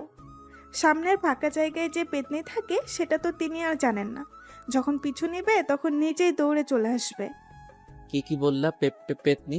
ভয় চুপসে গেছে একদম। আহ তানহা, খামোকা ভয় বাড়িয়ে দিচ্ছিস। বাবা যাও, টয়লেট ওইদিকে, ফ্রেশ হয়ে আসো, আমি খাবার দিচ্ছি। সাজিদার কিছু না বলে ফ্রেশ হয়ে আসলো। তো মা, এনজয় কেমন করলি? সে কথা আর কি বলবো মামনি, যাদের এরকম বস থাকে তাদের এনজয় কি খারাপ হবে? মা, একদম সেই। সাজিদ চুপচাপ খেয়ে নিল। এরপর নীলা সাজিদকে তার রুম দেখিয়ে নিজের রুমে চলে গেল। এদিকে সাজিদ ঘুমোচ্ছে, অন্যদিকে তানহা নীলা গল্প করতেছে। গল্প করতে করতে তারাও ঘুমিয়ে গেল। সকাল 8টার দিকে নীলার ঘুম ভাঙে, আর সেও শয়তানি করে তানহার ঘুম ভাঙিয়ে দেয়। অফিস বন্ধ, তাই তেমন তাড়াহুড়োও নেই, কিন্তু যা ঘটার তা তো ঘটেই গেছে। জ্বরের কবলে সাজিদ একদম কাবু হয়ে বিছানায় শুয়ে আছে। না ইচ্ছে করছে উঠতে, না ইচ্ছে করছে ঘুমোতে। চুপচাপ শুয়ে আছে। একটু পর তানহা চা নিয়ে আসে। ভাইয়া, ভাইয়া, ওঠো, তোমার চা। কিন্তু সাজিদের কোনো শব্দই নেই। এই ভাইয়া, বলো। তোমার কণ্ঠ এরকম লাগছে কেন? অসুস্থ নাকি? একটু অসুস্থ, তবে ঠিক হয়ে যাবে। দেখি দেখি। সে যেন তানহার ডাক শুনলই না, কপালে হাত দিল। ও মা, এটা একটু অসুস্থ। নীলা, এদিকে আয়। জোরে ডাক দিল নীলাকে। কিরে, কি হয়েছে? জ্বর আসছে সেই। বলিস কি? তুই গিয়ে নাস্তা ওষুধ নিয়ে আয়, আমি দেখতেছি। নীলাও মাথায় হাত দিয়ে দেখে ভীষণ জ্বর। আমি বাসায় যাব, এখানে ভালো লাগছে না। কি বললেন? বাসায় গেলে দেখাশোনা করার জন্য বউ আছে নাকি? তা নেই, এরকম জ্বর আমাদের জন্য ব্যাপার না। চুপচাপ শুয়ে থাকেন। একটু পর তানহা নাস্তা আর ঔষধ নিয়ে আসলো। এরপর ধীরে ধীরে খেয়ে আবার শুয়ে পড়লো। তোমার শরীর খারাপ আর এই অবস্থায় বাসায় যেতে চাইছো? বাসায় গেলে খাইতে কি শুনি? সাজিদ চুপচাপ শুনতেছে কথা। এখন ঘুমান, আমি পট্টি দিয়ে দিতেছি। এমনিতেই সেরে যাবে, তার দরকার নেই। আপনারা মনে হয় নাস্তাও করেন নাই, যান নাস্তা করে নেন। চুপ করেন তো। এরপর পট্টি দিতে লাগলো। যে কোনো ব্যক্তি অসুস্থ হলে তারা চায় যে তাদের ভালোবাসার মানুষটা তাদের সেবা করুক। সাজিদ তো তার ব্যতিক্রম না। পট্টি দিতে দিতে নীলার ঠান্ডা হাতটা সাজিদের চোখে পড়তেছে, আর সাজিদের মনে হচ্ছে যে তার হাতটা যেন শরীরের সব তাপ শোষণ করে নিচ্ছে। সম্পূর্ণ এক অন্যরকম অনুভূতি সাজিদের মনে খেলা করছে। তানহা শুধু বসে বসে দেখতেছে আর মনে মনে হাসতেছে। এত কাছে এরা, অথচ নীলা বুঝতেই পারছে না যে সে তার সেই চিরচেনা মানুষটারই সেবা করছে। নীলা, আমার ভালো লাগছে না কিছু, বাসায় যাব আমি। ভালো লাগছে না জন্যই রেখেছি এখানে। ধ্যাত। আচ্ছা সত্যি করে বলেন তো, মাথায় পট্টি দিয়ে দিতেছি, আপনার কি খারাপ লাগছে? না। তাহলে বললেন কেন ভালো লাগছে না? ঢং করেন আমার সাথে? কি হলো, চুপ কেন? আসলে আমি তোমাকে কষ্ট দিতে চাচ্ছি না। সেই ছোটবেলায় মা মারা যায়, এরপর জ্বর হলেও জোটেনি ওষুধ। এমনি এমনি জ্বর সেরে যেত, কখনো খেয়ে কাটতো, কখনো বা না খেয়ে দিন কাটতো। আচ্ছা আপনার বাবার কি হয়েছে? ওসব বাদ দাও। আর একটা কথা শোনেন, আপনি আমার বস, তো আপনার জন্য কিছু করলে সেটা কষ্ট না, বুঝছেন? শরবত বানাই দিতে পারবা? শুধু শরবত না, আমি ভালো করেই জানি জ্বর হলে মানুষের কোনগুলো খাইতে ইচ্ছা করে। একটু পর সব নিয়ে আসতেছি। আর তানহা ফুচকা বানাতে গেছে, কি খাবেন তো? ওকে, তবে ঝাল একদম বেশি থাকতে হবে। চুপচাপ শুয়ে থাকেন, আর ভুলেও ফোন হাতে নিবেন না। ফোনের রেডিয়েশন পড়লে জ্বর আরো বেশি হয়। জ্বর হলে কখনো চোখের সামনে নিয়ে ফোন টিপবেন না। ফোন থেকে যে রেডিয়েশন বের হয় তা অত্যন্ত ক্ষতিকর। আর চাপ নিবেন না মাথায় বেশি। যেমন জ্বর হলে বেশি পড়তে গেলে দেখবেন যে জ্বর আরো বেশি হইতেছে। আমার জ্বর আবার অন্যরকম, সারাদিন ভালো থাকে, কিন্তু সন্ধ্যা হলেই শুরু হয়, যারা 9টায় শেষ। যাই হোক, সবাই নিজেদের কাছের মানুষের খেয়াল রাখবেন। এখন রেস্ট নেন, আমি আসতেছি। একটু পর নীলা চলে আসলো। এই নেন, এখানে শরবত, চালতার আচার, একদম ঝাল, আর এটা হলো ঝাল মুড়ি। এত কিছু? তুমি তো দেখি অনেক ফাস্ট। এখনো কিছু হয় নাই স্যার, একটু পর আরো কিছু আসতেছে। আরো কিছু? এগুলো তো একাই শেষ করতে পারবো না, তোমরা হেল্প করো একটু। ওকে, তা করব, এখন শুরু করো। এরপর সাজিদ নীলা তানহা খাওয়া শুরু করলো। কেমন হয়েছে? উফ সেই। তানহা ফুচকান। এরপর একটু আড্ডা দিল সবাই মিলে। স্যার আপনি একটু ঘুমান এখন। হুম। কিন্তু ঘুমানোর চেষ্টা করলেই কি ঘুম আসে জ্বরের মাঝে? ঘুম আসে না তো। ওকে আমি মাথায় হাত বুলিয়ে দিচ্ছি, আপনি চেষ্টা করেন ঘুমানোর। এমন ভালোবাসা কে না চায়? আসলে প্রতিটা মেয়ে তাদের যার যার ঘরে ডাক্তার, যারা ঔষধ ছাড়াই জ্বরকে ভালো করে দিতে পারে। আস্তে আস্তে ইমরান ঘুমিয়ে যায়। বিকেলের দিকে নীলার ডাকে ঘুম ভাঙে। স্যার জ্বরটা একটু কমছে, গোসলটা করে নেন এখন। গোসল করলে যদি বেশি হয়? সম্পূর্ণ শরীর না ভিজিয়ে মাথাটা ভেজান আর শরীরে ভেজা কাপড় দিয়ে মুছে নেন, ভালো লাগবে। ওকে। আসলেই বেশ ভালো লাগতেছে। এরপর খাওয়া শেষ করে 1 কাপ চা খেয়ে বাসার দিকে রওনা হয়। কিন্তু জ্বর কি একদিনেই পিছু ছাড়ার পাত্র? বাসার গেটে আসতেই যা যা খেয়েছে তা বের করে দিল মুখ দিয়ে। আস্তে আস্তে জ্বরটাও বাড়তে লাগলো। সাজিদও সুন্দর করে কাঁথা মুড়ি দিয়ে ঘুমিয়ে পড়লো। সন্ধ্যার দিকে অনেকটা ঠান্ডা লাগতেছে। শুয়ে পড়তেই ঘুম ঘনিয়ে আসে চোখে। রাত 2টায় ঘুম ভেঙে যায়। আর আসে না ঘুম। এখন কোনো রকম যন্ত্রণা কাজ করতেছে শরীরে। মনে হচ্ছে এর থেকে মরাই ভালো। কোনো রকম রাতটা পার করে দিল। হ্যালো চাচা। হ্যাঁ বাবা, হঠাৎ এত সকালে? চাচা আমার জন্য কিছু খাবার আর জ্বরের ওষুধ নিয়ে আসেন তো একটু। ওকে, আমি এক্ষুনি আসতেছি। একটু পর সব নিয়ে আসলো। চাচা আর আজ সবাইকে অর্ধেক বেলা কাজ করে ছুটি দিয়ে দিন। আচ্ছা। সময় মতো সবাই চলে আসলো। তখন পিয়ন সবাইকে জানিয়ে দিল। চাচা স্যারের অসুখ ভালো হয় নাই। না মা, আরো বেশি হয়েছে। সকালে গিয়ে খাবার ওষুধ কিনে দিয়েছি। ও, ওনার বাসার ঠিকানাটা দেন তো। ঠিক আছে, লিখে নাও।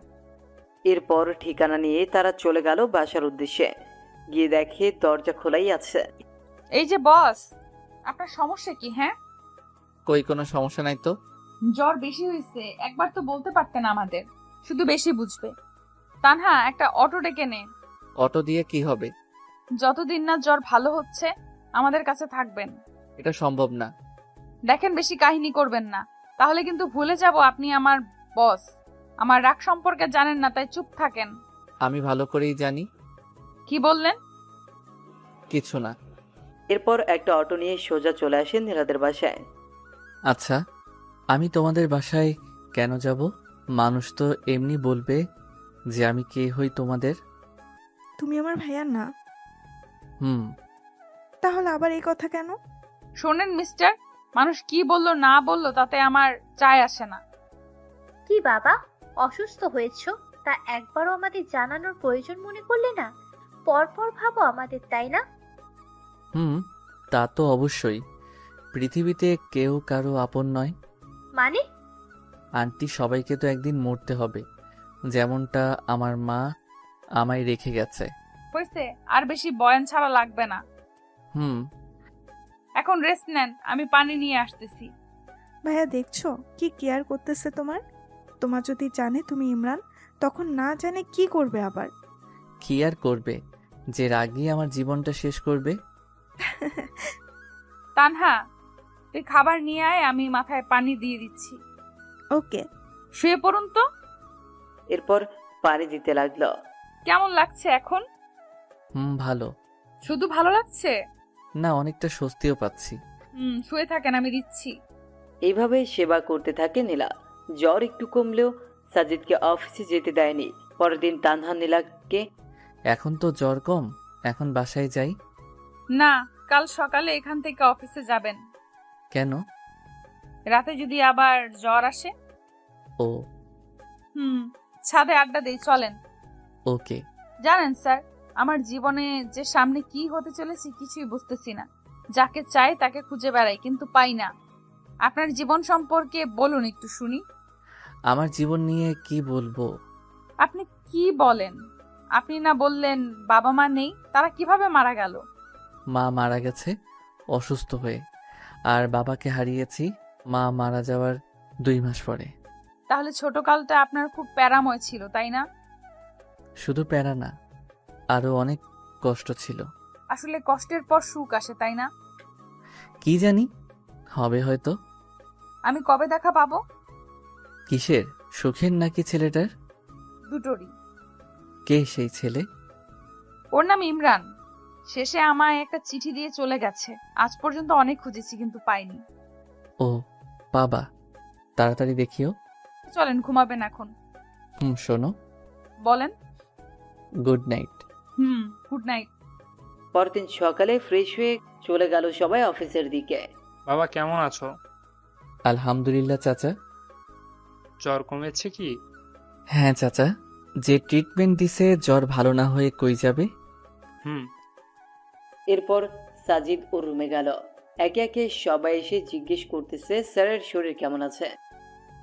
এই যে মিস্টার স্যার, কি? লাঞ্চের সময় হয়েছে, চলেন। এখন না, তোমরা যাও, আমি পরে আসতেছি। না, এখনই চলেন, বেশি কথা বলবেন না। ওকে চলো। তুমি তো আবার যে রাগী। রাগের তো কিছুই দেখেননি এখনো। আমার মা বাবা আর আমার বিএফ জানে আমি কেমন রাগী। হইছে, চলেন। এরপর খাওয়া শেষে আবার চলে আসে কাজে। ভাইয়া চলো এখন। আর একটু কাজ করে যাই। না, এখন চলো।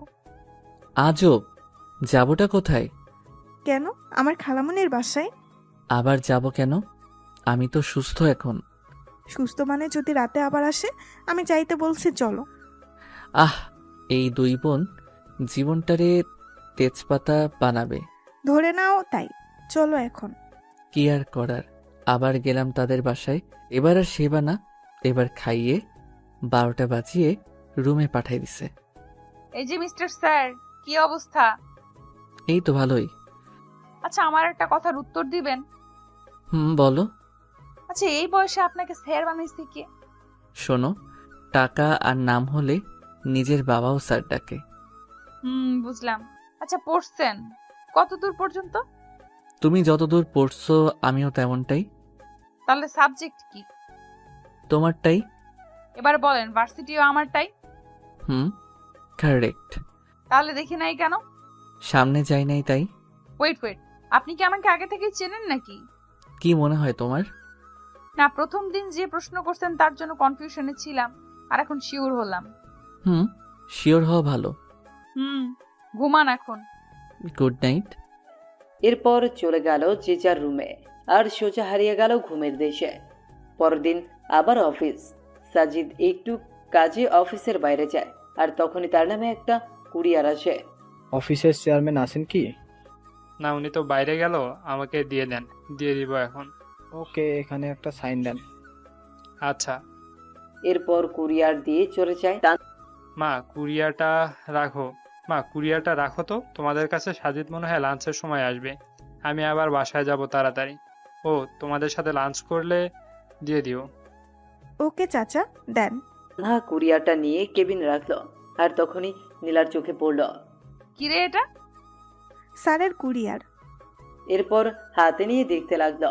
হঠাৎ চোখ আটকে গেল ইমরান নামের জায়গায়। তানহা, এদিকে দেখতো। কি?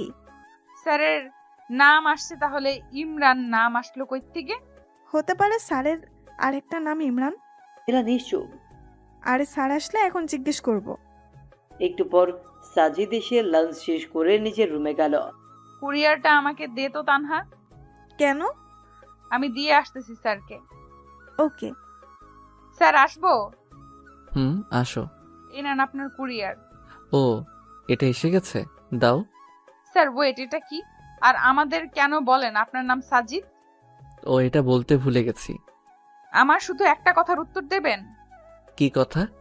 শুধু সত্যি করে বলবেন আপনি আমার সেই ইমরান কিনা। পৃথিবীতে কি একটা ইমরান? স্যার, আমার প্রশ্নের উত্তর এটা না। যদি সত্যি বলি তখন কি হবে, আর মিথ্যা বললে তখন? সেটা পরে দেখতে পাবেন। বলেন এখন প্লিজ, হাত জোর করে রিকোয়েস্ট করতেছি, প্লিজ সত্যিটা বলবেন। আমি ইমরান। এটা বলতে দেরি আর গালে থাপ্পড় পড়তে দেরি না। এরকমটা না করলেও পারতেন।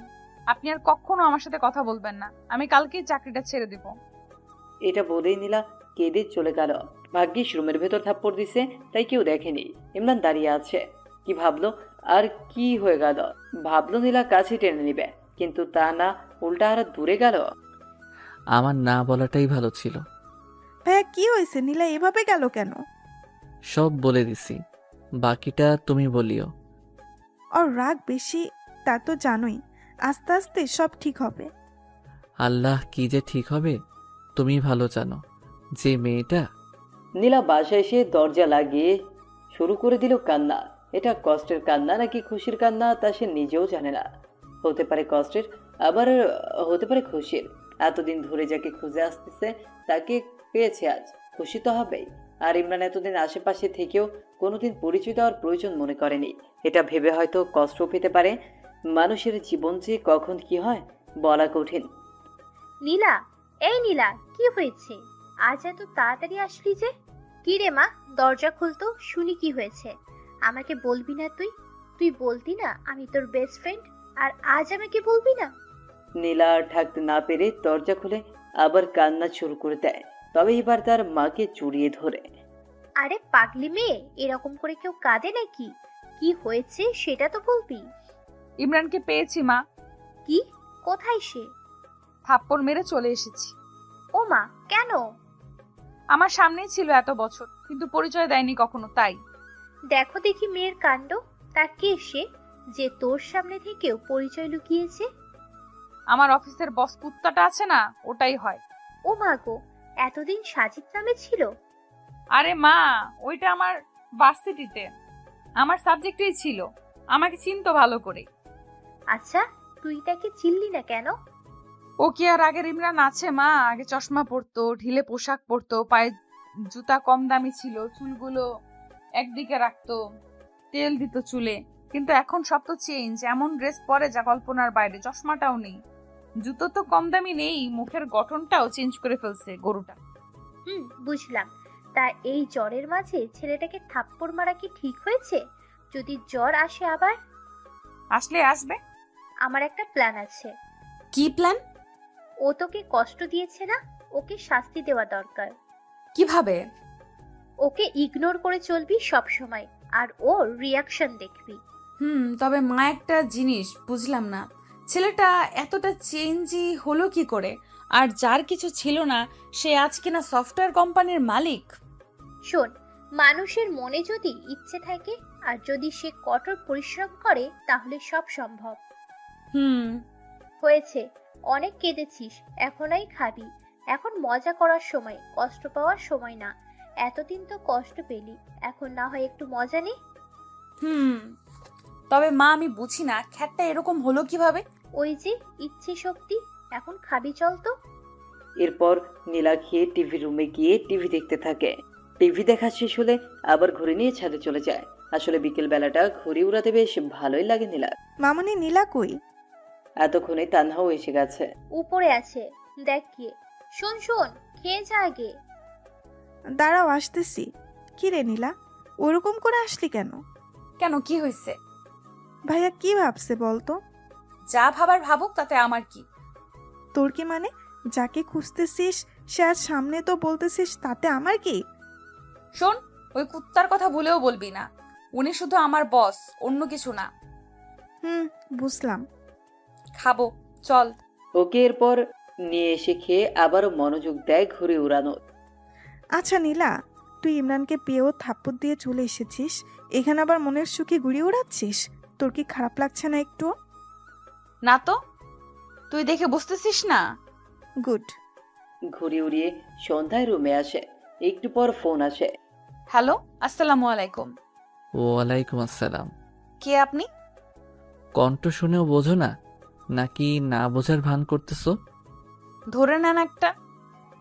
আমার দোষটা তো বলবা। কোনো দোষ নাই আপনার। আপনি তো আর আমার সেই খ্যাত ইমরান না। ফোন রাখেন, কাজ আছে, বাই। ধ্যাত, দিল ফোনটা কেটে। পরদিন অফিস গেলে নীলাকে ডেকে পাঠায় ইমরান। স্যার, আসবো? আসো। এরপর নীলা আসতেই সোজা গিয়ে ওর হাতটা ধরে ক্ষমা চায়। কিন্তু নীলা এত সহজে ছাড় দেওয়ার মতো মানুষ না। দেখুন স্যার, বস বসের মতো থাকুন। বেশি কিছু করলে আমি কিন্তু ভুলে যাব যে আপনি আমার বস। কি বেশি করলাম আমি? হাত ছাড়বেন কি না? না।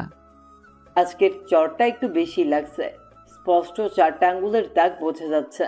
চর খেয়ে ইমরান হাত ছেড়ে দিয়ে চোখ মুছল। নীলা আর সেখানে না থেকে চলে গেল নিজের কাজে। ইমরান আর লাঞ্চের সময় বাইরে যায়নি। বাইরে যাচ্ছে না দেখে তানহা আসে ডাকার জন্য। ভাইয়া খাবা, আসো। তুমি যাও। আমার ক্ষুধা নেই। টেবিলে হেলান দিয়ে। আরে আসো না। তুমি যাবে এখান থেকে? দেখলি ছেলেটা খেতেও আসলো না। তো আমি কি করব? যার ইচ্ছা হবে খাবে, না হলে খাবে না। আমার না মাঝে মাঝে অবাক লাগে, এই জন্যই বুঝি এত খুঁজেছিস। এই তো বুঝছিস।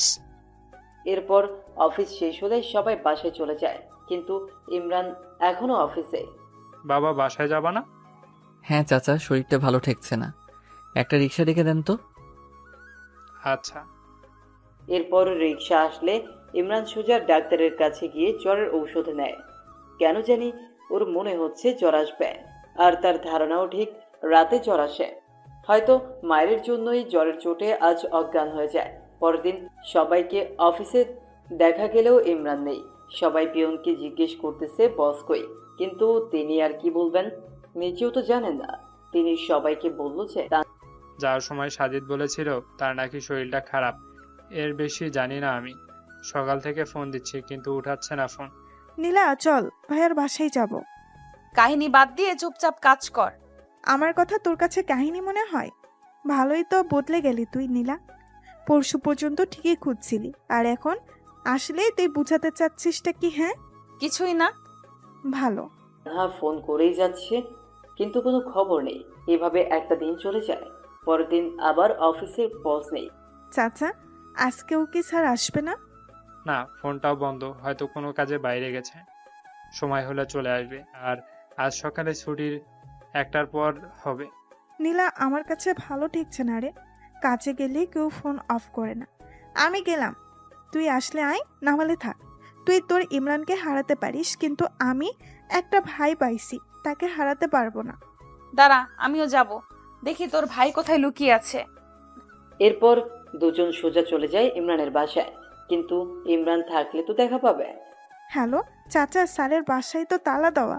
স্যার কোথায় দয়া করে বলবেন প্লিজ? আসলে চাচা প্লিজ সত্যিটা বলেন। হাসপাতালে।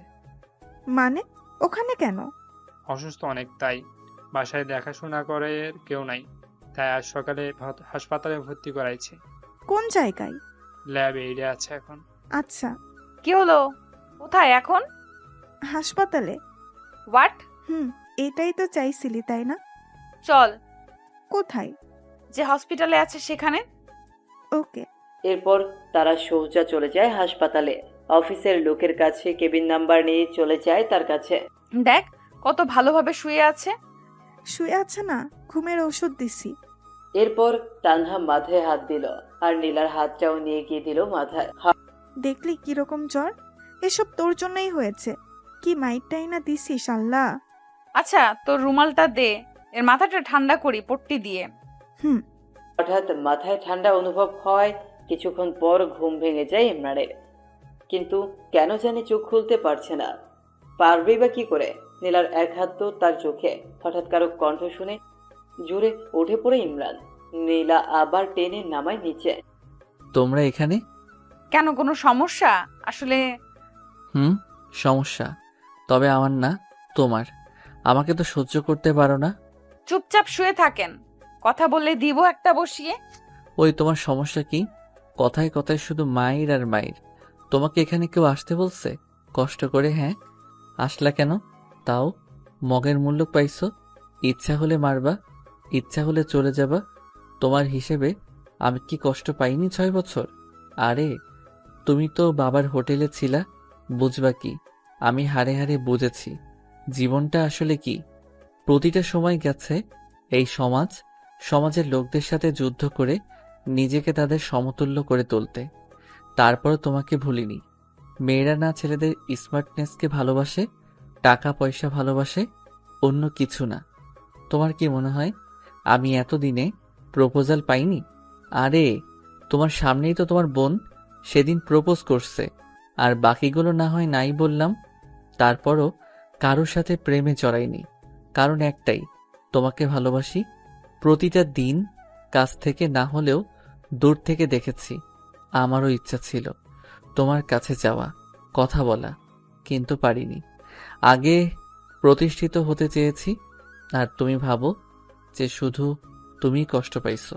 বাবা, স্যারের দেখি মুখ দিয়ে বুলেটও বার হয়। স্যার এখন এখান থেকে আমার বাড়ি চলেন। কেন? একদিন ট্রিটমেন্ট না করেই জ্বর হাইয়ে উঠছে। আরও যদি এখন ট্রিটমেন্ট ছেড়ে দেই তখন তো জ্বরের টেম্পারেচার বেড়ে পার হয়ে চলে যাবে। হয়েছে, আমাকে নিয়ে ভাবতে হবে না। 6 বছর যাকে নিয়ে ভাবলাম তাকে এত তাড়াতাড়ি কেমনে ভুলি? ভালো। যাবেন কি এখন? না। আরে আরে নীলা, ছেলেটার জ্বর রে। আঙুল বাঁকা না করলে ঘি ওঠে না রে। কি এখন যাবেন তো স্যার? ইমরান কিছু না বলে চুপ করে আছে।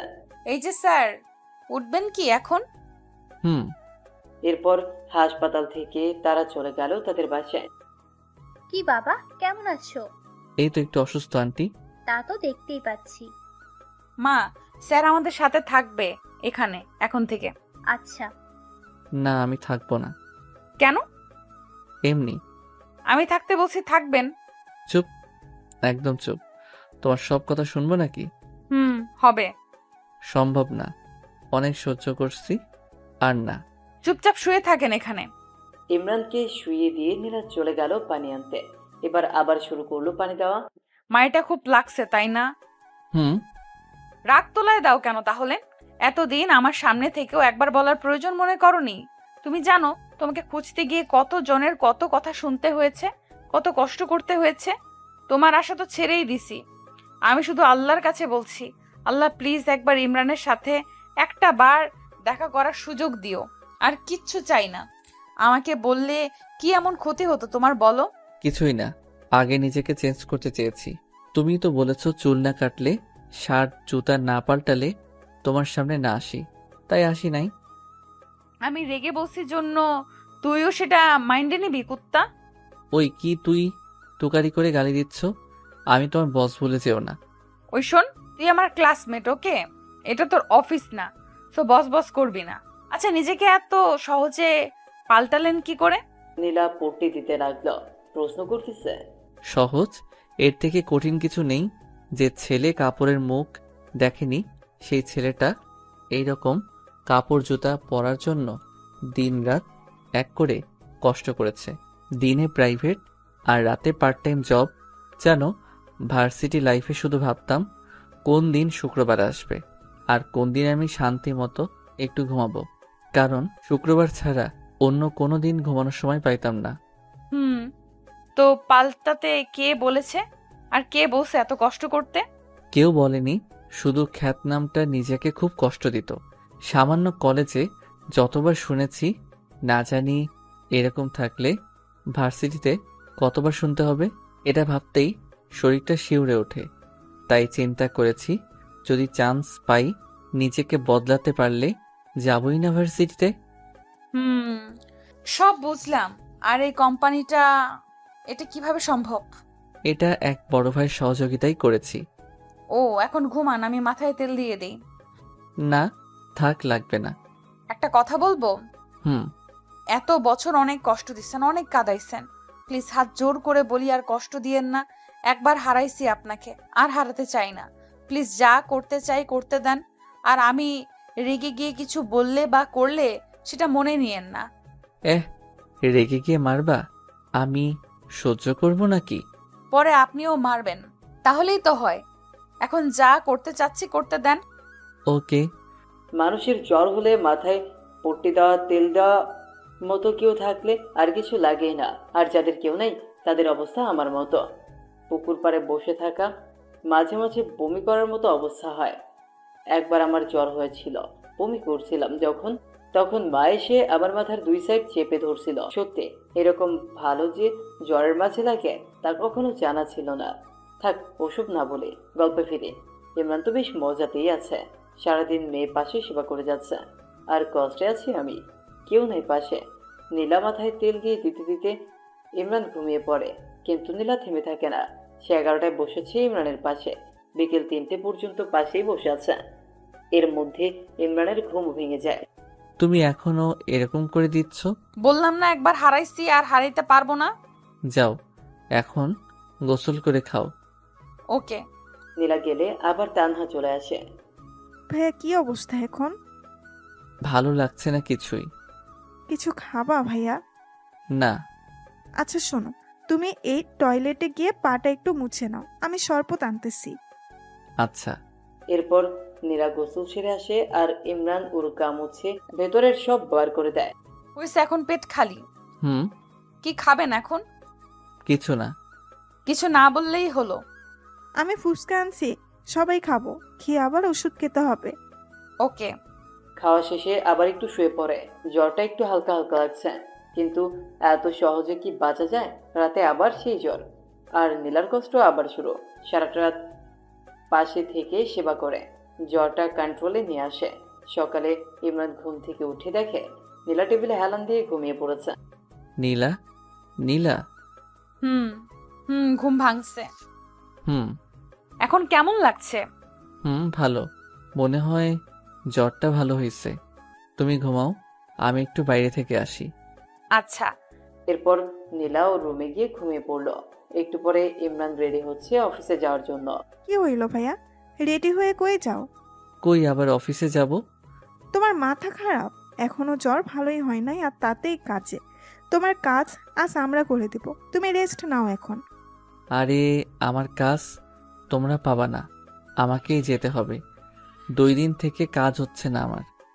ওই, কি কাজ করো তুমি, হ্যাঁ, যে আমরা পাবো না? আমাদের সবার একই কাজ, শুধু সেক্টর আলাদা। তানহা, থামো তো। তানহা, কি হয়েছে রে? এটা আবার কই থেকে আসলো? এত তাড়াতাড়ি ঘুম ভাঙলো? এই দেখ না, ইনি নাকি অফিসে যাবে। যাক, সমস্যা কি? উনি জ্বর নিয়ে বাসায় ফিরবেন আর আমরা কষ্ট করে দিন রাত সেবা করে সুস্থ করব। এটা তো আমাদের জব। হইছে, যাব না। হইছে শান্তি, আজ সকালের অফিস বন্ধ। আমার ল্যাপটপটা দাও, আমি সবাইকে টেক্সট করে দিচ্ছি। রাগ ঢং এখনো কমে নাই। সবাই তো আর আপনার মতো না যে নিজেকে বদলে ফেলবে। কথাও দেখি বেশি বলে এখন তানহা। সব বদলাইলেও ঝগড়া করার অভ্যাসটা বদলায়নি। কেন জিজ্ঞেস করতো তানহা? দুজনে তানহাকে বলে ঝগড়া করতেছে। তানহা মাঝে দাঁড়িয়ে থেকে ঝগড়া অনুভব করছে। এমনি এমনি মানুষ বদলায় না, পরিস্থিতি নিজেকে বদলাইতে বাধ্য করে। পরিস্থিতি যদি নিজে তৈরি করে নেয় তাহলে তো আর কারোর কিচ্ছু করার নেই। চুপ করো, সেদিন কি বলেছিলে ভুলিনি। তোমার জন্য অপমানও কম হইনি আমি। তো প্রেম করার সময় মনে ছিল না কত অপমান সহ্য করতে হবে? তোমাকে বদলানোর জন্যই বাধ্য হয়েছে প্রেম করতে, আর ভালোবেসেছি জন্যই ভুলিনি এখনো। ভালো। চল এখন ছাদে যাব, গান শুনবো আজ তোমার অনেকগুলো। গিটার নাই সাথে? আমার কাছে আছে। এখন তো সকাল রাতে আড্ডা দিই, আর বাসা থেকে গিটারটাও নিয়ে আসবো এখন। ওকে। এরপর রাতে আড্ডা বসে যায় ছাদে।